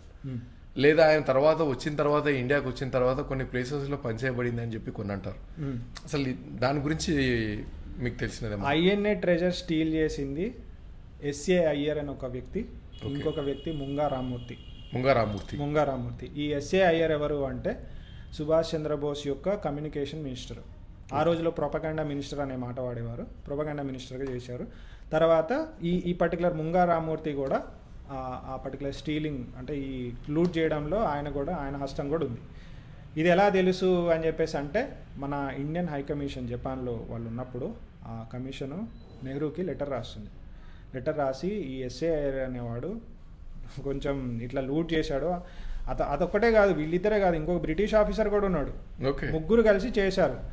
సడన్గా వీళ్ళందరూ రిచ్ అయిపోతున్నట్టు ఆ చుట్టూ ఉన్న వాళ్ళకి వాళ్ళ ఉంటారు కదా వాళ్ళ రిలేటివ్స్ కానీ వాళ్ళ నైబర్స్ కానీ వాళ్ళకి తెలిసిపోయింది. ఎస్పెషల్లీ ఈ ముంగా రామ్మూర్తి పర్సన్, ఎందుకంటే ముంగా రామ్మూర్తి తర్వాత ఆయన హోటల్ సెటప్ చేసుకున్నాడు, తర్వాత ఇక్కడికి వచ్చాడు, ఇండియాకి వచ్చాడు, మళ్ళీ వెళ్ళాడు, వాళ్ళ ఫ్యామిలీ అక్కడ ఉంది. సో మొత్తానికి అయితే ఏంటంటే వాళ్ళ చుట్టూ ఉన్న వాళ్ళు ఐడెంటిఫై చేయగలిగారు, సడన్గా రిచ్ అయిపోయినట్టు ఎందుకు బిహేవ్ చేస్తున్నారు అన్న ఇదికైతే వచ్చింది. ఇంకొకటి ఏంటంటే ఈ ఎస్ఏఆర్ని యాక్చువల్గా నెహ్రూ ఆయనకు ఒక మెడల్ ఇచ్చాడు. ఆయన ప్లానింగ్ కమిషన్లో అతన్ని కమ్యూనికేషన్ విభాగంలో ఆయన పెట్టాడు. So I personally believe there was something has gone to even Nehru also. This is just my belief. ఎందుకంటే ఇన్ని ఒక లెటర్ కూడా కాదండి, 2-3 లెటర్లు పంపిస్తాడు ఆయన. ఆ జపాన్లో ఉన్న వ్యక్తి పంపిస్తాడు, ఇట్లా ఉంది ఈయన మీద ఎలిగేషన్, దీని మీద ఇన్వెస్టిగేట్ చేయండి అని చెప్పేసి అంటే ఆయన ఇన్వెస్టిగేషన్ చేయడు. ఓకే, అట్లాగే ఇంకొక మెయిన్ ఇంపార్టెంట్ పాయింట్ ఏంటంటే ఈ ఎస్ఏ అయ్యర్ అనే ఆయన సో కాల్డ్ ప్లేన్ క్రాష్లో జరిగినప్పుడు ఆ ప్లేన్లో ఈయన ఉన్నాడు. ఓకే, హబీబుర్ రెహమాన్ ఉన్నాడు, అట్లాగే మళ్ళీ ఈ ఎస్ఏ అయ్యర్ ఉన్నారు, అట్లాగే ఇంకొక జపనీస్ ఆఫీసర్, ఇట్లా వీళ్ళందరూ ఉన్నారన్నమాట. వాళ్ళ ఇదేంటంటే ప్లేన్ క్రాష్ అయిందట, వీళ్ళందరూ బతికారట పెద్దగా దెబ్బలు లేకుండా, ఓన్లీ సుభాష్ చంద్రబోస్ మటుకు మాత్రమే చనిపోయారట. ఎలా చనిపోయారు అని అడిగితే ఆయన ముందు ట్యాంకర్ ఉంది, పెట్రోల్ ట్యాంకరు, ఆ ట్యాంకర్ క్రాష్ అవ్వగానే నిప్పులు బ్లాస్ట్ అవుతుందా అసలు మీరు ఆలోచించండి. అట్లాంటి ఫైర్ అంటే ఇదే ఉంటే బ్లాస్ట్ అవుతుందా, లేకపోతే జస్ట్ ఒక చిన్న బ్లో వచ్చి ఆ బ్లోలో కేవలం సుభాష్ చంద్రబోస్కి మటుకు మాత్రమే ఫైర్ తగలడము, ఆయనకే 3rd degree బర్న్స్ జరగడము, ఆయనకు 3rd degree బర్న్ జరిగితే వీళ్ళకి ఏం ఫైర్ అంటలేదు. ఓకే, సో ఇలా సాక్ష్యాలన్నీ అంటే హబీబుర్ రెహమాన్ కూడా చెప్పాడు ఇదే సాక్ష్యం, కానీ హబీబుర్ రెహమాన్కి ఆర్డర్స్ ఉన్నాయి ఏంటి, సుభాష్ చంద్రబోస్ నుంచి నువ్వు ఇలా చెప్పు అని చెప్పేసి ఆయనకు ఆర్డర్స్ ఉన్నాయి. రైట్, కాబట్టి చెప్పాడు. సో మొత్తానికైతే ఈ ఎస్ఏఆర్ ఆయన he did lot of mischief ఈ ఐఎన్ఏ ట్రెషర్ లూట్ చేయడంలో. చెప్పే కదా మీ కింద $700,000 వర్త్ ఆఫ్ అమౌంట్ ఉంది. బికాజ్ ఆయన ఒకటే నగలు, నెక్లెస్లు ఇట్లాంటివి చాలా ఉన్నాయి. వాటన్నిటిని కూడా ఈ ముగ్గురు రూట్ చేశారు. మధ్యలో ఇంకా వేరే వాళ్ళకు కూడా బహుశా అందుంటాయని చెప్పేసి అనుకుంటున్నాను ఖచ్చితంగా. అదండి వీళ్ళ దగ్గర. ఇప్పుడు ఇంకొక విషయం ఏంటంటే, ఇప్పుడు మనము గాంధీ పిక్చర్స్ నోట్స్ మీద చూస్తున్నాం. అసలు ఐడియా నోట్స్ పలానా మనది, ఈ డిజైనింగ్ అంతా సుభాష్ చంద్రబోస్ గారిది అని చెప్పేసి అంటారండి. ఏమో అండి దీని మీద నాకు అంత అవగాహన లేదు. మా నోట్ కరెన్సీ దానికి కూడా అయిందని, ఆయనకి మనము ఇంకా వాల్యూ ఇవ్వాలనుకుంటే తీసి ఆయన పిక్చర్ వేయాలని నేను అనుకుంటాను ఖచ్చితంగా.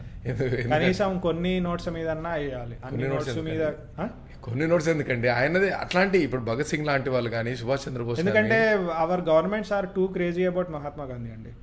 Weather it is Congress government, whether it is BJP government, everybody are crazy. ఎందుకంటే వీళ్ళు యూఎన్కి వెళ్ళినప్పుడు మహాత్మాను మనం ఇచ్చుకున్నాం. యూఎన్కి వెళ్ళినప్పుడు కూడా మేము మహాత్మా గాంధీ ఐడియల్స్ నే పాటిస్తున్నాము ఇవన్నీ మాటలు మాట్లాడతారు. దాన్ని బట్టి అట్లాగే యూనో ఢిల్లీ ఎయిర్పోర్ట్ బయట కూడా మహాత్మా గాంధీ యొక్క పెద్ద విగ్రహం ఉంటుంది.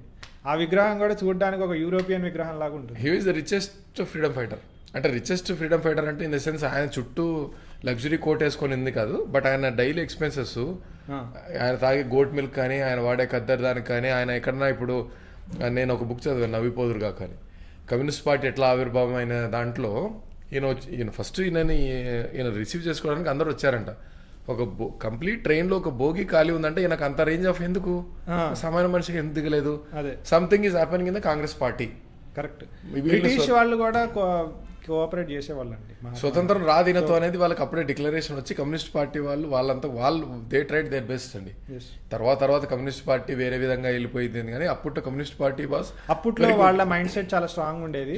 వీళ్ళ ఇప్పుడున్న కమ్యూనిస్ట్ పార్టీ లాగా అయితే లేదు. ఇంకొకటి విషయం ఏంటంటే Subhash Chandra Bose was dead against communism. ఆయన రష్యాలో చెప్పే కదా దాదాపుగా 6 years పైనే ఆయన రష్యా చైనాలో ఉన్నారనమాట. కలిపి చెప్తున్నాను, రష్యా కానీ చైనాలో కలిపి ఈ వాజ్ మోర్ దాన్ 6 years ఆ కంట్రీస్లో ఉన్నారు. అక్కడ ఆయన చూశారు అక్కడ సిచ్యువేషన్స్ ఎలా ఉన్నాయి. అట్లీస్ట్ ఆయన బుక్స్లలో రాసుకున్నవి ఈ లీలారాయ్కి కానీ, లేకపోతే పవిత్ర మోహన్ రాయ్కి కానీ, ఈ బిజోయ్నాథ్ కానీ, వీళ్ళందరికీ రాసిన లెటర్స్లలో కానీ, వాళ్ళతో కమ్యూనికేట్ చేసిన వాటిల్లో ఆయన చెప్తారు కమ్యూనిజం వీళ్ళకి ఏం తెలియదు. ఇండియాలో కమ్యూనిస్టులు ఏంటంటే కమ్యూనిస్టులు ఎంతసేపు యూనియన్స్ పెట్టి ఆ పర్టికులర్ కంపెనీ ఓనర్స్ని సావగొడతారు. అసలు అక్కడ రియల్ కమ్యూనిజం అక్కడికి వెళ్ళి చూస్తే వీళ్ళకి ఎక్కువసేపు వీళ్ళు ఉండలేరు అన్న విషయం ఆయన అక్కడ మనకు డ్యూయల్గా ఏమైందంటే కమ్యూనిజం అని అంటే వీళ్ళకి అందరూ సమానం అనే తత్వంతో ఇక్కడ స్టార్ట్ అయ్యింది. అప్పటికి ఇంకా కంపెనీస్ వచ్చింది 2-3 కంపెనీసే ఉన్నాయి. ఆ కంపెనీస్ కంటే వీళ్ళు స్వాతంత్రం పోరాటం మీద కమ్యూనిస్టులు బాగా ట్రై చేశారు. వాళ్ళ ఆ రోజులలో వాళ్ళ ఆలోచన క్యాండిడేట్స్ ఉండుండొచ్చు. వీళ్ళని ఎందుకు సప్రెస్ చేయబడ్డారంటే బ్రిటిష్ వాళ్ళు రష్యన్స్ లాగా పొరపాటున వీళ్ళు గట్టి పడతారంటే మమ్మల్ని అవుట్ రా బాబు అని చెప్పేసి ఆలోచన వచ్చేసి Russians influence Indian communist party మీద ఉంది, చాలా ఉంది. స్వతంత్రం వచ్చిన తర్వాత వీళ్ళు చాలా సార్లు ఒక పబ్లిక్ స్టేట్మెంట్ గా అప్పట్లో కొన్ని న్యూస్ పేపర్స్ ఉండేవండి. ఎందుకంటే అవి అసలు సేల్ అయ్యేవి కాదు, వాళ్ళు ఫ్రీగా పంచేవాళ్ళు. ఎందుకంటే కొనే స్తోమత కూడా మనకు ఉండేవా మన అప్పుడు. అవునవును. దాంట్లో ప్రతి ఒక్కరు చేసిన క్వశ్చన్ వీళ్ళని చంపారు వాళ్ళని చంపారు గాంధీని ఎందుకు చంపలేదు అని క్వశ్చన్ అడిగారు. అప్పుడు బ్రిటిషర్స్ వాళ్ళు ఏమి ఇచ్చారంటే ఆన్సర్ అంటే అతను నాన్ వైలెన్స్గా పోరాడుతున్నాడు కాబట్టి ఆయన బతికే ఉన్నాడు, మీరు కూడా అలాగే పోరాడని బతుకుంటారు. నాన్ వైలెన్స్గా పోరాడబట్టే మీరు మా నెత్తిన 200 సంవత్సరాలు ఎక్కి అందరు లూట్ చేశారు మమ్మల్ని. ఒక్కసారి అసలైన ఒరిజినల్ ఇండియన్ పవర్ చూపించింటే ఇప్పటి ఇండియా అనే పదం వాడుతున్నాం. అసలు ఇండియా అనే పదం మనది కాదు. ఇండియా అని అంటే వెనుకబడిన వాళ్ళు, అనాగరికులు అని అర్థం. అంటే ట్రైబ్స్ అనేది అర్థం వస్తుందని చెప్పేసి విన్నానండి. రెడ్ ఇండియన్స్ అని వీళ్ళని అవును, రెడ్ ఇండియన్స్ అని చెప్పేసి వాళ్ళని యాక్చువల్గా వాళ్ళు ఏంటంటే ఆ పదము రావడానికి 2-3 చెప్తారు. ఒకళ్ళు ఏంటంటే ఇండోయిస్ అని, ఆ గ్రీక్ వాళ్ళు ఆ పదం వాడేవాళ్ళు ఇండోయిస్ అని చెప్పేసి అంటారు.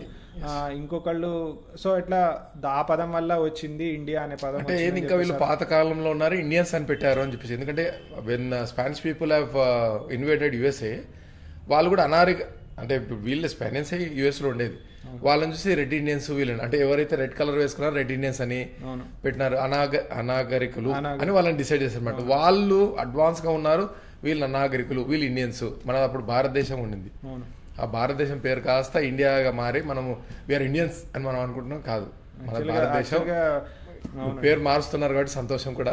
చిన్నగా ఒక్కొక్క దగ్గర హిందుస్థాన్ అని, భారత్ అని మారుస్తున్నారు. Really proud of that one అండి. ఇంకొకటి, మన సుభాష్ చంద్రబోస్ గారు ఎప్పుడైతే హిట్లర్ గారు ఇన్వేషన్ ప్లానింగ్ అంతా పర్ఫెక్ట్గా వెళ్తుందో, మా దేశానికి కూడా స్వతంత్రం రావాలి, మీతో పాటు మేము కూడా కలిసి పోరాడతాం అని చెప్పేసి వెళ్ళి హిట్లర్ గారిని కలిసినారని చెప్పేసి కొన్ని న్యూసెస్ ఉన్నాయి. న్యూసెస్ అది ట్రూ అని చెప్పేసి. ట్రూ, ఎందుకంటే ఫోటోగ్రాఫ్స్ కూడా ఉన్నాయి కలిసిన విషయం. అట్లాగే ఆయన రైట్ హ్యాండ్ అయిన హిమ్లర్తో కూడా సుభాష్ చంద్రబోస్కి చాలా క్లోజ్గా అసోసియేట్ అయి ఉండేవాడు అని చెప్పేసి కూడా అంటారు. సో అసలు యాక్చువల్గా ఆయన ప్లాన్ హిట్లర్ని కలవాలని కాదు. ఆయన ప్లాన్ రష్యన్ గవర్నమెంట్ అప్రోచ్ అయ్యి వాళ్ళ ద్వారా మనం ఫ్రీడమ్ మూమెంట్, ఎందుకంటే ఆల్మోస్ట్ అలా ఆఫ్ఘనిస్తాన్ వరకు రష్యా ఉండేది ఆ రోజులలో. అవును. సో అందుకని చెప్పేసి రష్యా మీద రష్యాను ఉద్దేశించి ఆయన వెళ్ళాడు. ఆఫ్ఘనిస్తాన్లో కూడా ఆయన రష్యన్ వాళ్ళ కమిషన్ని కన్సల్ట్ చేయడానికే ట్రై చేస్తాడు. వాళ్ళతో కమ్యూనికేట్ చేసినప్పటికీ కూడా అది ఫ్రూట్ఫుల్ కాదనమాట. సో అతనికి ఇటాలియన్ కమిషన్కితో మొత్తానికి కమ్యూనికేషన్ సంభాషణ చేయడానికి దొరుకుతుంది. ఆ దొరికినప్పుడు ఆయన ఇటాలియన్ ఇదితో వెళ్ళిపోతాడు అనమాట. ఫస్ట్ ఇటలీకి వెళ్తాడు ఆయన, ఇటలీ నుంచి జర్మనీకి వెళ్తాడు అనమాట. ఆ పాస్పోర్ట్ కూడా ఇటాలియన్ పాస్పోర్ట్తోనే జర్మనీకి వెళ్తాడు. ఒర్లాండో మత్సోటా అని చెప్పేసి ఆ పేరుతో వెళ్తారనమాట. అక్కడికి వెళ్ళిన తర్వాత ఆయన నేతాజీ సుభాష్ చంద్రబోసు అన్నది రివీల్ చేసి తర్వాత హిట్లర్ని కలుస్తారు. హిట్లర్ని కలవడానికి కూడా కారణం చెప్పే కదా, first he was about to go to Russia, but అది ఫ్రూట్ఫుల్ కాలేదు కాబట్టి ఇంకా వేరే ఆప్షన్ దొరకక సో మన హిట్లర్ని కలవాల్సి వచ్చింది. హిట్లర్ని కలిసినప్పుడు కూడా చాలా బ్రేవ్గా మాట్లాడతాడండి. అదే అండి, అప్పుడు మీరు ఒకటి అన్నారు కదా, హిట్లర్ ఏ రేంజ్ ఆఫ్ అంటే హిట్లర్ ఉన్నాడంటే ఓన్లీ క్లోజ్ అసోసియేట్ పక్కన నిలబడేవారు, మిగతా వాళ్ళంతా ఒక 10 feet దూరంలో ఉండేవారంట. ఇతను చాలా గట్టిగా మాట్లాడేవాడు, మాట్లాడుతుంటే ఉమ్ము కూడా అవతల మీద పడేదంట. హిట్లర్ మాట్లాడితే ఉమ్ము పడేదంట. ఇప్పుడు సుభాష్ చంద్రబోస్ గారు వచ్చి చెప్తుంటే, ఇంత ధైర్యంగా మీరు భారతదేశం వాళ్ళు ఉన్నప్పుడు ఎందుకు బ్రిటిషర్స్ మీ మీద రాజ్యం చేస్తున్నారని ఒక క్వశ్చన్ వచ్చిందంట వాళ్ళకు. అంటే మా వాళ్ళకి చాలా మందికి అన్యాయం జరిగింది, మాకు ధైర్యం ఉంది, మేము అదే విధేయతతో ఉంటాము, ఒకరు మాకు ఇచ్చారంటే అని చెప్పేసి సుభాష్ చంద్రబోస్ గారే అంత క్లోజ్గా అసోసియేట్ మాట్లాడేటప్పటికి వాళ్ళకి అర్థమైందంట, ఇంత ధైర్యంగా నువ్వు హిట్లర్తో ఎట్లా మాట్లాడగలుగుతున్నావు అని అడిగారంట పక్కన వాళ్ళు. అవును, అంత ధైర్యం. యాక్చువల్గా ఒక ఇన్సిడెంట్ అయితే నాకు తెలుసు అండి. హిట్లర్తో సంభాషణ చేసేటప్పుడు మీరు నాకు ఎందుకంటే ఇండియన్ లెజియన్ ఇక్కడ ఉంది, నాకు పర్మిషన్ ఇవ్వండి, నేను ఈ లెజియన్తో నేను మార్చ్ చేసుకొని ఇండియాలోకి వెళ్ళి I will definitely fight with British అని చెప్పేసి అంటారు. అన్నప్పుడు no it is not an intelligent idea అని చెప్పేసి అని, మీరు ఎందుకంటే చాలా లాంగ్ వెళ్ళాల్సి వస్తుందంటే మధ్యలో ట్రాన్స్లేటర్ ఉంటాడు. ఈ ట్రాన్స్లేటర్ మొత్తానికి ఈయన మాట్లాడే భాషని ఆయన మాట్లాడే భాషని ట్రాన్స్లేట్ చేస్తాడు. సో ఈయన ఏమంటాడంటే, నేను 20 సంవత్సరాలు పాలిటిక్స్లో ఉన్నా, నాకు అవన్నీ తెలియదా అని చెప్పేసి ఆ మాట అంటారు, హిట్లర్తో అంటాడు. అంటే ఆ ట్రాన్స్లేటర్ మధ్యలో భయపడి ఆ విషయాన్ని ట్రాన్స్లేట్ కన్వే చేయడు. ఆ తర్వాత ఆ ట్రాన్స్లేటర్ ఒక బుక్ రాసుకుంటాడు. ఆ బుక్ రాసినప్పుడు ఈ ప్రస్తావన చెప్తాడు అనమాట. సుభాష్ చంద్రబోస్ చాలా ధైర్యంగా మాట్లాడాడు. నాకైతే మధ్యలో మస్తు షేక్ వచ్చింది, ఇవన్నీ లిటరల్గా ట్రాన్స్లేట్ చేస్తే ఆయన ఏమన్నా చేస్తాడేమో అని చెప్పేసి అది రాస్తాడు అనమాట. వెన్ హీ వాజ్ స్మాల్, అంటే సుభాష్ చంద్రబోస్ గారు చిన్నగా ఉన్నప్పుడు గాంధీ గారి మీద కొంత పాజిటివ్ ఒపీనియన్ ఉండిందండి, కొంత నాట్ సూపర్. ఎందుకంటే ఆయన వాజ్ వెరీ క్లియర్గా అనలైజ్ చేసుకునేవాడంట. తర్వాత తెలిసిన తర్వాత ఈయనతో ఏది అయ్యేది కాదు, పెట్టేది కాదు, మన భారతదేశానికి స్వతంత్రం రానియకుండా ఈయన ట్రై చేస్తున్నాడేమో అన్న ఒపీనియన్ కూడా ఆయన వెళ్ళేసేసి సెపరేట్. ఆయన 2 times కంటెస్ట్ చేశాడు, 2 times విన్ అయ్యారు కదండి. కరెక్ట్. 1938, 39 యాక్చువల్లీ ఇనీషియల్ స్టేజెస్లో గాంధీ గారు అంటే చాలా రెస్పెక్ట్ ఉండేది. బ్రిటన్లో ఆయన ఐసీఎస్ చేసేటప్పుడు కూడా గాంధీజీని పొగుడుతుంటే, చాలామంది పొగుడుతుంటే ఈయనకు కూడా చాలా హ్యాపీ అనిపించేది. కానీ ఇండియాకి వచ్చిన తర్వాత పాలిటిక్స్లో జాయిన్ అయ్యి గాంధీజీతో పాటు యాక్చువల్గా ఆయన చిత్తరంజన్ దాస్కి ఎక్కువ క్లోజ్గా అసోసియేట్ అయి ఉండేవాడు. ఎందుకంటే చిత్తరంజన్ దాస్ బెంగాలీ ఆయన. సో అందులో ఈయన మంచి ఎడ్యుకేటెడ్ పర్సన్, ఆయన చిత్తరంజన్ దాస్కి ఏమో చాలా పొలిటికల్ ఎక్స్పీరియన్స్ ఉంది. సో వీళ్ళిద్దరు క్లోజ్ అయ్యారు. అట్లాగే అదే టైంలో ఆయన సపరేట్ పార్టీ కూడా పెట్టారు చిత్తరంజన్ దాస్. ఈ టైంలో ఆయన స్వరాజ్ పార్టీ అని చెప్పేసి ఒకటి పెడతారు. స్వరాజ్ పార్టీ పెట్టినప్పుడు నిజంగా గాంధీకి షేక్ వస్తుందండి. ఎందుకు అంటే వాళ్ళు చాలా సీట్లు దగ్గర కదా 156 seats ఏమో ఉంటే 44 seats విన్ అవుతారు ఫస్ట్ ఎలక్షన్లోనే. సో దాంతో మహాత్మా గాంధీ ఏమనుకుంటారంటే, లేదు మీరు స్వరాజ్ పార్టీ ఉన్న విత్ ఇన్ కాంగ్రెస్ పార్టీలోనే మీరు ఉండడానికి ఇదంతా అరేంజ్ చేయండి. చాలా పార్టీస్ లిక్విఫై చేశారు గాంధీ. ఎందుకు బ్రిటిషర్స్తో ఒప్పందం వీళ్ళంతా ఏర్పడితే కాంగ్రెస్ పార్టీ పెట్టింది ఎవరండి అసలు? భారతదేశం వాళ్ళు పెట్టారా? వాళ్ళు పెట్టి వాడిచ్చిన ముష్టిని తీసుకొని దాన్ని కాంగ్రెస్ పార్టీ మన పార్టీ అని చెప్పి దాన్ని రాంగ్ కంక్లూడింగ్ చేశారు. ఆయన గాంధీ అల్లుగుడు కార్యక్రమం అప్పటి నుంచే ఉండిందంట. అంబేద్కర్ గారి మీద కూడా అంబేద్కర్ గారి మీద అలిగాడంట. ఈవెన్ అయితే అసలు ఘోరం జిన్నా మీద. అసలు జిన్నా సపరేట్ పార్టీషన్ నాకు కావాలి అన్న అంత స్టేజ్కి వెళ్ళడానికి కారణం అది మహాత్మా గాంధీ. ఈగో క్లాష్ వల్లనే, వాళ్ళిద్దరికి జరిగిన ఈగో క్లాష్ వల్లనే ఇనీషియల్గా ఆయన ఈ ఖిలాఫత్ మూమెంట్ జరిగేటప్పుడు జిన్నా వద్దండి, దానివల్ల ముస్లిమ్స్ చాలా ఇదైపోతారు, వాళ్ళు చాలా ఓవర్గా వెళ్ళిపోయి మన హిందూస్ని చంపే ప్రమాదం ఉంది, మధ్యలో క్లాషెస్ హిందూ ముస్లిం క్లాషెస్ బాగా వస్తాయి అని చెప్పేసి అంటే వినలేదు. తర్వాత అవుట్కమ్ ఏంటి? అది ఎట్లా ఖిలాఫత్ మూమెంట్ ఫెయిల్ అయింది ఇండియాలో. First point. సెకండ్ పాయింట్ ఏంటంటే ఈయన స్లోగా ఈయన దూరం అవ్వడం మొదలుపెట్టాడు జిన్నా. ఇక 1938 ఆ టైంకి వచ్చేసరికి ఆయనకి ఇక విసుగొచ్చేసింది, వీళ్ళు నన్ను ముందుకు వెళ్ళనియరు అన్న ఇది వచ్చేసి ఇంకా ఆయన ఆ ముస్లిం లీగ్తో కలిశాడు. ముస్లిం లీగ్తో ఆయనే ఫోర్ ఫ్రంట్గా ఈ పార్టిషన్ జరగాలి, మనకు హిందూస్తో ఉంటే ఏం జరగదు అన్న స్టేజ్కి. మీరు ఆటోబయోగ్రఫీ, జిన్నా గారు ఆటోబయోగ్రఫీలో 2-3 times అటాక్ చేశాడంట మహాత్మా గాంధీ. మీ వాళ్ళు చాలా ఎక్కువ పోరాడుతున్నట్టున్నారే, ఎక్కువ ఆవేశపడద్దని చెప్పి మా వాళ్ళు చేసుకుంటారు పని, మీ వాళ్ళు చాలా ఎక్కువ పోరాడుతున్నారు, కూర్చోమని చూడమని, వచ్చిన తర్వాత ఏదైనా చేద్దాంలేండి. అదొకటే కాక గాంధీ చేసిన కొన్ని చెడ్డ పనులు, అంటే అన్ని చేసింటారు, కొన్ని మంచి పనులు కూడా చేశారన్నారు. కొన్ని చెడ్డ పనులు ఏమంటే, స్వతంత్ర పోరాటం జరిగేటప్పుడు ముస్లిమ్స్ హిందూస్ మీద అటాక్ చేసేటప్పుడు వాళ్ళని ఏం అనొద్దు. ఇక్కడ వరకు కొంతవరకు ఇది పబ్లిక్ అందరికీ తెలుసు. కానీ చాలా మంది తెలియదు ఏ విషయం అంటే, ఈయన ఎంత రూడ్ మనిషి అనేది ఏమవుతుందంటే, ఒక మసీదు ఒక ఖురాన్ తీసుకెళ్ళి హిందూ దేవాలయంలో గట్టిగా చదివాడంటండి. హిందువులంతా అన్నారంటే, ఏంటి నువ్వు వచ్చి ఇక్కడ చదువుతున్నావు ఖురాను అని అంటే, మీరంతా రెస్పెక్ట్ ఇవ్వాలి ముస్లిమ్స్కి అది తెలపడానికి అని అంటే, సరే ముస్లిమ్స్ కూడా మాకు రెస్పెక్ట్ ఇవ్వాలి, నువ్వు వెళ్ళి ఇదే భగవద్గీత వెళ్ళి నువ్వు అక్కడ చదువు అని అంటే, వాళ్ళు ఆల్రెడీ మీకు రెస్పెక్ట్ ఇస్తున్నారనే వర్డ్ వాడాడంట. ఎక్కడ ఇస్తున్నానండి ఈ విషయం? ఇప్పుడు నేను చెప్తున్నాను కదా, ఖచ్చితంగా గూగుల్ సెర్చ్ చేసి చూడండి, మీకు కనపడుతుంది. ఇటువంటివి మహాత్మాను గాంధీ చాలా చేశాడండి. మన ఇండియన్స్ దెబ్బతినడానికి, ఢిల్లీలో రోడ్ జరగడానికి, చాలా మస్కరా జరగడానికి కారణం గాంధీ. అవునండి. బెంగాల్లో కూడా నియో అకాలీ ఆ కిల్లింగ్స్ జరిగినప్పుడు గాంధీజీ ఇదేంటంటే, మీరేం మాట్లాడకండి, వాళ్ళు ఏం చేసినా కానీ భరించండి అన్నట్టే కానీ మాట్లాడాడు. అది బెంగాల్ వాళ్ళకి నచ్చలేదు, ఆ రోజున ఉన్న బెంగాల్ వాళ్ళకి. అందుకనే మన రీసెంట్గా వచ్చిన సినిమాలో అదంతా కూడా క్లియర్ కట్గా చూపించారు. అదొకటి. ఇప్పుడు భగత్ సింగ్ గారి హైడౌట్, సపోజ్ ఇప్పుడు ఆల్రెడీ ఆయన వాళ్ళది ఒక టైప్ ఆఫ్ రెబిలియస్ వెళ్తుంది. ఆయన హైడౌట్ ప్లేసెస్ ఎట్లా కనుక్కునే వాళ్ళు బ్రిటిషర్స్ అంటే, సమ్మన్ యూస్ టు గాంధీ మామూలుగా అడిగామంట, ఆయన చాలా బాగా పోరాడుతున్నాడు, ఎక్కడున్నాడు, నా విషయం చెప్పినట్టు చెప్పు, ఈ లెటర్ రాసిస్తున్నా తీసుకెళ్ళు అనగానే ఈయన ఇతని వెనకాల ఇతని స్పై వెళ్ళేవాడు అనమాట.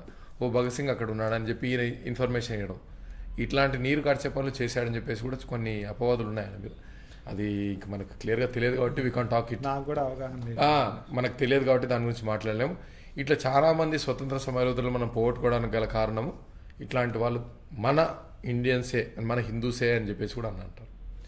సావర్కర్ గారు కూడా ఒక వర్డ్ అన్నారు, ఇప్పుడు అందరు కూడా ఇప్పుడు బాగా పాపులర్ అయింది, నేను హిందూకి భయపడతాను తప్ప వేరే కమ్యూనిటీకి భయపడాను అని చెప్పేసి. అది నిజం. ఎందుకంటే మన పురాణాల్లో లెక్కేసుకున్నా, మీరు మహాభారతంలో లెక్కేసుకున్నా, రామాయణం చూసుకున్నా, త్రేతాయుగం చూసుకున్నా, హిందువులే గొడవపడ్డారు తప్ప వేరే కమ్యూనిటీతో మనం గొడవపడలేదు. ఇదే జరుగుతుంది, ఇదే డిస్టర్బెన్స్. చాలా సో కాల్డ్ మోడర్న్ ఆర్గనైజేషన్స్ పెట్టుకొని డిఫరెన్సియేషన్ చేయడం మొదలు పెడుతున్నారు. ఇది రాకుండా మనమంతా యూనిటీగా ఉంటే బాగుంటుంది అంటారు.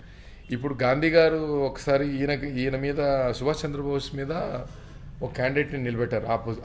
యాక్చువల్ నిలబడిన క్యాండిడేట్కి ఈయన ఆపోజిట్ నిలబడ్డారు. అవును, నువ్వు ఆయన మీద గెలిస్తే నా మీద గెలిచినట్టే చూడు, నువ్వు డ్రాప్ అయిపో అని చెప్పేసి. అంటే ఈ డెంట్ ఈవెన్ కేర్. అదే. సో పట్టాభి సీతారామయ్యకి ఎగనెస్ట్గా సుభాష్ చంద్రబోస్ నిలబడతారు. అది 38లో విన్ అవుతారు, 39లో విన్ అవుతారు, 2 సార్లు విన్ అవుతారు. 39లో ఈ పట్టాభి సీతారామయ్య నిలబెడతారు అనుకుంటా. సో విన్ అయిన తర్వాత everybody most of them use to appreciate Subhash Chandra Bose ఆ రోజులలో. ఆయనకి చాలా, ఎందుకంటే అండి ఆయన కలకత్తా మేయర్గా చేసినప్పుడు so he did great work.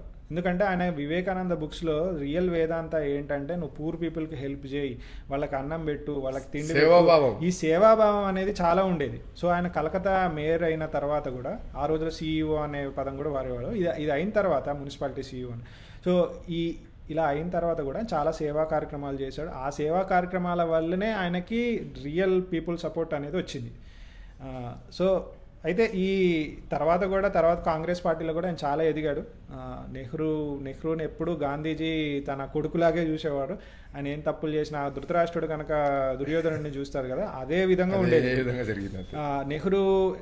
నెహ్రూకి ఆయన మాటలు చెప్పేవారు. నెహ్రూ ఎట్లే నువ్వు చేయను ఆయన అని చెప్పేసి అన్నారు. అసలు నిజం చెప్పాలంటే నెహ్రూ గాంధీ సిద్ధాంతాలకు ఆపోజిట్గా ఉన్నాడు. ఆయన మందు తాగకూడదని చెప్పేసి చాలా ఉద్యమాలు చేశారు. ఈయనేమో మందు తాగేవాడు, స్విమ్మింగ్ పూల్లో ఫొటోస్ అన్ని మీరు చూసేవాడు.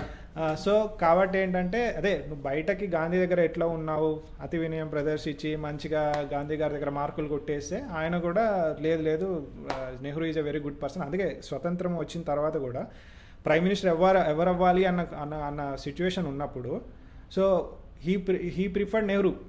సుభాష్ మన సర్దార్ పటేల్ కి చాలా మంది దగ్గర 12-13 మందో PCC ఉంటే ఇద్దరు తప్పించి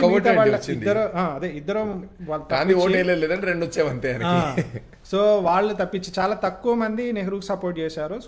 మన సర్దార్ పటేల్ కి చాలా మంది ఎక్కువ మంది సపోర్ట్ చేశారు. సుభాష్ చంద్రబోస్ గారు నిలబడినప్పుడు కూడా అరౌండ్ 20 పైన వచ్చాయండి ఆయనకు, ఏదో సంథింగ్. ఆయన నిలబడినప్పుడు కూడా ఆయనకు కూడా చాలా మంచి మెజారిటీ వెళ్ళారు. సో ఆయనకి ఏంటంటే తర్వాత ఇనీషియల్ డేస్లో గాంధీని చాలా ట్రస్టెడ్గా నమ్మేవారు. తర్వాత కొన్ని over the years he understood that. ఆయన రాజ్ బిహారీ బోస్కి ఒక లెటర్ రాస్తారు. ఆ లెటర్లో క్లియర్గా మెన్షన్ చేస్తారు Gandhi is like A old furniture, దానివల్ల ఉపయోగం ఏం లేదన్నట్టు చేస్తారు. ఇంకొక విషయం కూడా చెప్తారు, ఆయన చాలా ఉద్యమాలు మొదలు పెడతాడు కానీ లాస్ట్లో చూస్తే ఏదో బ్రిటిషర్లతో కొలాబరేట్ చేసినట్టే ఉంటుంది, అవన్నీ ఆపేస్తాడు. అసలు నాకు అర్థమే కాదు అలా ఎందుకు చేస్తాడు అనేది ఆ ప్రస్తావన కూడా చెప్తారు. మీరు అప్పుడు చూడండి, ఇప్పుడు ఉద్యమాలు చూడండి. ఇప్పుడు సపోజ్ కంపేర్ చేయొచ్చో లేదో, తెలంగాణ ఉద్యమైనా చూడండి, అప్పర్ కమ్యూనిటీ వాళ్ళు చనిపోయిన వాళ్ళు ఎంతమంది లెక్కేసుకుంటే వేల మీద కూడా ఉండరు, అంత లోయర్. సేమ్ ఇది జరిగినప్పుడు, స్వతంత్ర సమరయోధం జరిగినప్పుడు చనిపోయిన వాళ్ళలో అప్పర్ కమ్యూనిటీ వాళ్ళు చూడండి వేల మీద లెక్కేసుకుంటే కూడా ఉండరు. అంత కష్టపడే కడుపు కాలిన వాళ్ళు చనిపోవడమే తప్ప వేరే వాళ్ళు లేదు. వీళ్ళ డ్రామాస్ అంతా ఎట్లుంటుందంటే, ఉద్యోగం నడపడము, రేపు పొద్దున 7 గంటలకంతా మీరు అక్కడికి వచ్చేసేయండి, మనం అందరం కలిసి పోరాడుతున్నాం. రాత్రి కరెక్ట్ 9 o'clock ఈయన పోయి జైల్లో కూర్చోవడం, నేను జైల్లో ఉన్నాను మీరు పోకుండా ఉండడం, మీరు వెళ్ళండి అక్కడ పోయి తన్నించుకోండి రండి. నడిపింది ఎవరు అంటే గాంధీ నడిపినాడు. నాకు తెలిసినంత వరకు అయితే నేనైతే ఎక్కడ కూడా నెహ్రూ మీద దెబ్బ పడిందని కానీ గాంధీ మీద దెబ్బ పడిందని కానీ నేను ఇప్పటివరకు అయితే వినలేదు. మీరు ఇప్పుడు మనకు మోడర్న్ ఉంది, ఒక్కసారి గూగుల్ కొట్టి నెహ్రూ జైలు అని కొట్టండి, ఏ మాత్రం లగ్జరీ హోటల్కి తీసిపోదు. మీరు గాంధీ హోటల్ కూడా హోటల్ అని చెప్తున్నాను చూడ, అంత నీట్గా అరేంజ్మెంట్ చేసి ఈయనకు ఉండేదన్నమాట. వీళ్ళు అరెస్ట్ చేసినప్పుడంతా ఒక న్యూస్ పేపర్ ఇచ్చేసి కాళ్ళ మీద మీకు వచ్చిన ఫోటోలన్నీ గాంధీ ఇప్పుడు బ్రిటిషర్స్ ఎక్కడ అనుకుంటున్నారు, జైల్లో, వాళ్ళ ప్యాలెసెస్లో. అదే అవును. వేరే ఇప్పుడు మన సుభాష్ చంద్రబోస్ చూస్తే ఆయన మాండ్లే జైల్లోకి వెళ్ళారు, బర్మాలో జైల్లో అక్కడికి వెళ్ళారు. ఈవెన్ బాలగంగాధర్ తిలక్ అంతే, సావర్కర్ అయితే ఇక అండమాన్ టార్చర్ పెట్టారండి ఆయనని. టార్చర్ పెట్టి ఆయనకు ఒక ఫిలాసఫికల్ డైలాగ్స్, మీరు సవర్కర్ గారు బుక్ చదివితే చాలా పొయిటిక్ గా మాట్లాడేవాడు ఆయన. అసలు ఇప్పుడు మీరు వీళ్ళందరికంటే సీనియర్ అరవిందో గారు బయటకు వచ్చేసి ఆయన తర్వాత మారిపోయారు. ఆయన బుక్ చూస్తే కూడా అంతే. ఆయన చాలా హై లెవెల్ ఉంటాయండి. స్పిరిచువల్ అయినా సరే ఏదైనా సరే చాలా హై లెవెల్. అసలు ఆ రేంజ్ ఆఫ్ ఇంగ్లీష్ మన ఇండియన్స్ అప్పట్లో వాడేవాళ్ళు అన్నట్లు ఉంటుందండి బుక్స్. చాలా తొందరగా గ్రాస్ చేసి మాట్లాడడం అనేది మన బ్యూటిఫుల్ వర్డింగ్ అండి అతను వాళ్ళు వాడిన వర్డింగ్. వాళ్ళందరితో కంపేర్ చేస్తే వాళ్ళకి ఇవ్వాలండి చిల్డ్రన్స్ డేలు, వీళ్ళకి మిగతా వాళ్ళు ఏం చేస్తారని వాళ్ళకి ఇవ్వాలండి. ఒక గుర్తింపు ఉన్న రోజు ఏమన్నా ఉందా అండి వీళ్ళకు? కరెక్ట్. ఒక థాట్ 1962 వారండి బ్లండర్, అసలు బ్లండర్ అంటే బ్లండర్, దాన్ని ఎట్లా కవర్ చేసుకున్నాడు నెహ్రూ. సుభాష్ చంద్రబోస్ గారు ఒక సాధువు లైఫ్ కోసం ముందు నుంచి తపన పడ్డారు. అంటే అట్ ద ఏజ్ ఆఫ్ 12-11లో స్టార్ట్ చేశారు. మళ్ళీ వాళ్ళ మదర్ కొంచెం డిప్రెస్ కావడంతో కొంత బ్రేక్ ఇచ్చి నటించారు. బ్రేక్ ఇవ్వలేదు, ఆయన నటించారు. దాని తర్వాత మళ్ళీ మనకు స్వతంత్రం వచ్చిన తర్వాత ఆయన హైడౌట్లో ఉన్నప్పుడు ఈ was in deep Saint practice అంటారు. ఫస్ట్ స్టెప్ బై స్టెప్ ఒక్కసారి ఎక్స్ప్లెయిన్ చేయండి లోహిత్. సో ఆయన ఇందాక చెప్పినట్టు ఎర్లీ స్టేజెస్లోనే ఆయన స్పిరిచువల్ సాధనలు మొదలుపెట్టారు. 13 yearsకే ఆయన యూనో ఇట్లా మాంక్ లాగా అవ్వాలన్న ఉద్దేశంతో ఆయన ఫ్రెండ్తో వెళ్ళిపోతారు. తర్వాత మళ్ళీ వస్తారు. బట్ స్టిల్ హీ డింట్ అక్కడితో వదిలేలేదు ఆయన. So he continued it. ఆయన వాళ్ళ అన్నగారి కొడుకులకు వాళ్ళతో కూడా బ్రహ్మచర్యం, నువ్వు తర్వాత పెళ్ళైన తర్వాత బ్రహ్మచర్యం పాటిస్తావా లేదా నాకు తెలియదు, కానీ పెళ్ళికి ముందు మటుకు నువ్వు ఖచ్చితమైన బ్రహ్మచర్యం పాటించాలి అని చెప్పేసి చెప్పేవారు. ఆయన కూడా పాటించేవారు. ఆయన కూడా దగ్గర 43-45 years తర్వాత ఆయనకి మ్యారేజ్ జరిగింది. 43 years.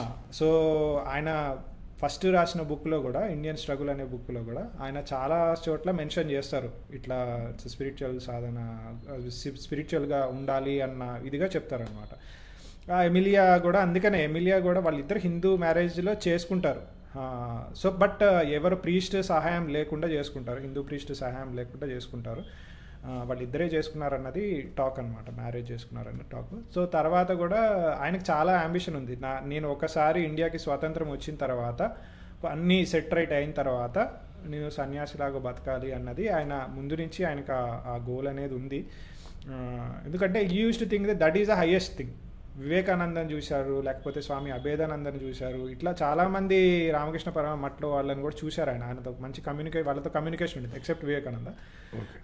సో ఇలా కమ్యూనికేషన్ ఉన్నప్పుడు ఆబ్వియస్గా మనం సన్యాసులతో మాంక్స్తో మాట్లాడినప్పుడు మనకు కూడా వాళ్ళ యొక్క భావనలు అనేవి మనకు తగులుతాయి, ఆ భావనల విధంగా. సో ఈయన కూడా సన్యాసం తీసుకోవాలన్న ఇదితోనే ఉన్నారు. అందుకనే ఇండియాకి వచ్చిన తర్వాత కూడా ఆయన బయటికి రాకపోవడానికి 2 ఇంపార్టెంట్ కారణాలు ఉన్నాయి.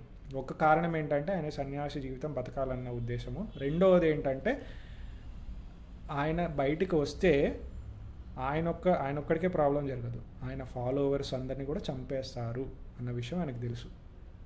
అది నెహ్రూ అయి ఉండొచ్చు, నెహ్రూ అని చెప్పేసి నేను ఖచ్చితంగా చెప్పలేను. ఆయన పర్టికులర్గా ఎవరి మీద హింట్ ఇవ్వలేదు. నేను అనుకోవడం ఏంటంటే బ్రిటిష్ వాళ్ళ ఇంటెలిజెన్స్, యూఎస్ వాళ్ళ intelligence, they are seriously working. 1970 వరకు చాలా సీరియస్గా వర్క్ చేసింది ఈయనని పట్టుకోవాలి అన్న ఉద్దేశం. ఎందుకంటే సో 68 టైంలో ఆయనకు కూడా మన ఇండియాకి కూడా ఒక లెటర్ వస్తుంది, మీరు ఇన్ని సంవత్సరాలు ఇది చేశారు, మీరేమీ దాన్ని కంక్లూడ్ చేయట్లేదు, సో గెట్ సంథింగ్ లైక్ ఖచ్చితంగా ఆయన విషయం తెలుసుకోండి అని చెప్పేసి ఆ మాట అనేది వస్తుంది. ఆ ప్రస్తావించినప్పుడు వీళ్ళు కూడా మన ఇండియన్ గవర్నమెంట్ కూడా ఏదో లెటర్ రాస్తుంది.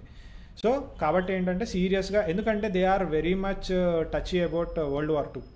ఈ బ్రిటన్ వాళ్ళు కానీ యూఎస్ వాళ్ళు కానీ all the western world they are very touchy about world wars.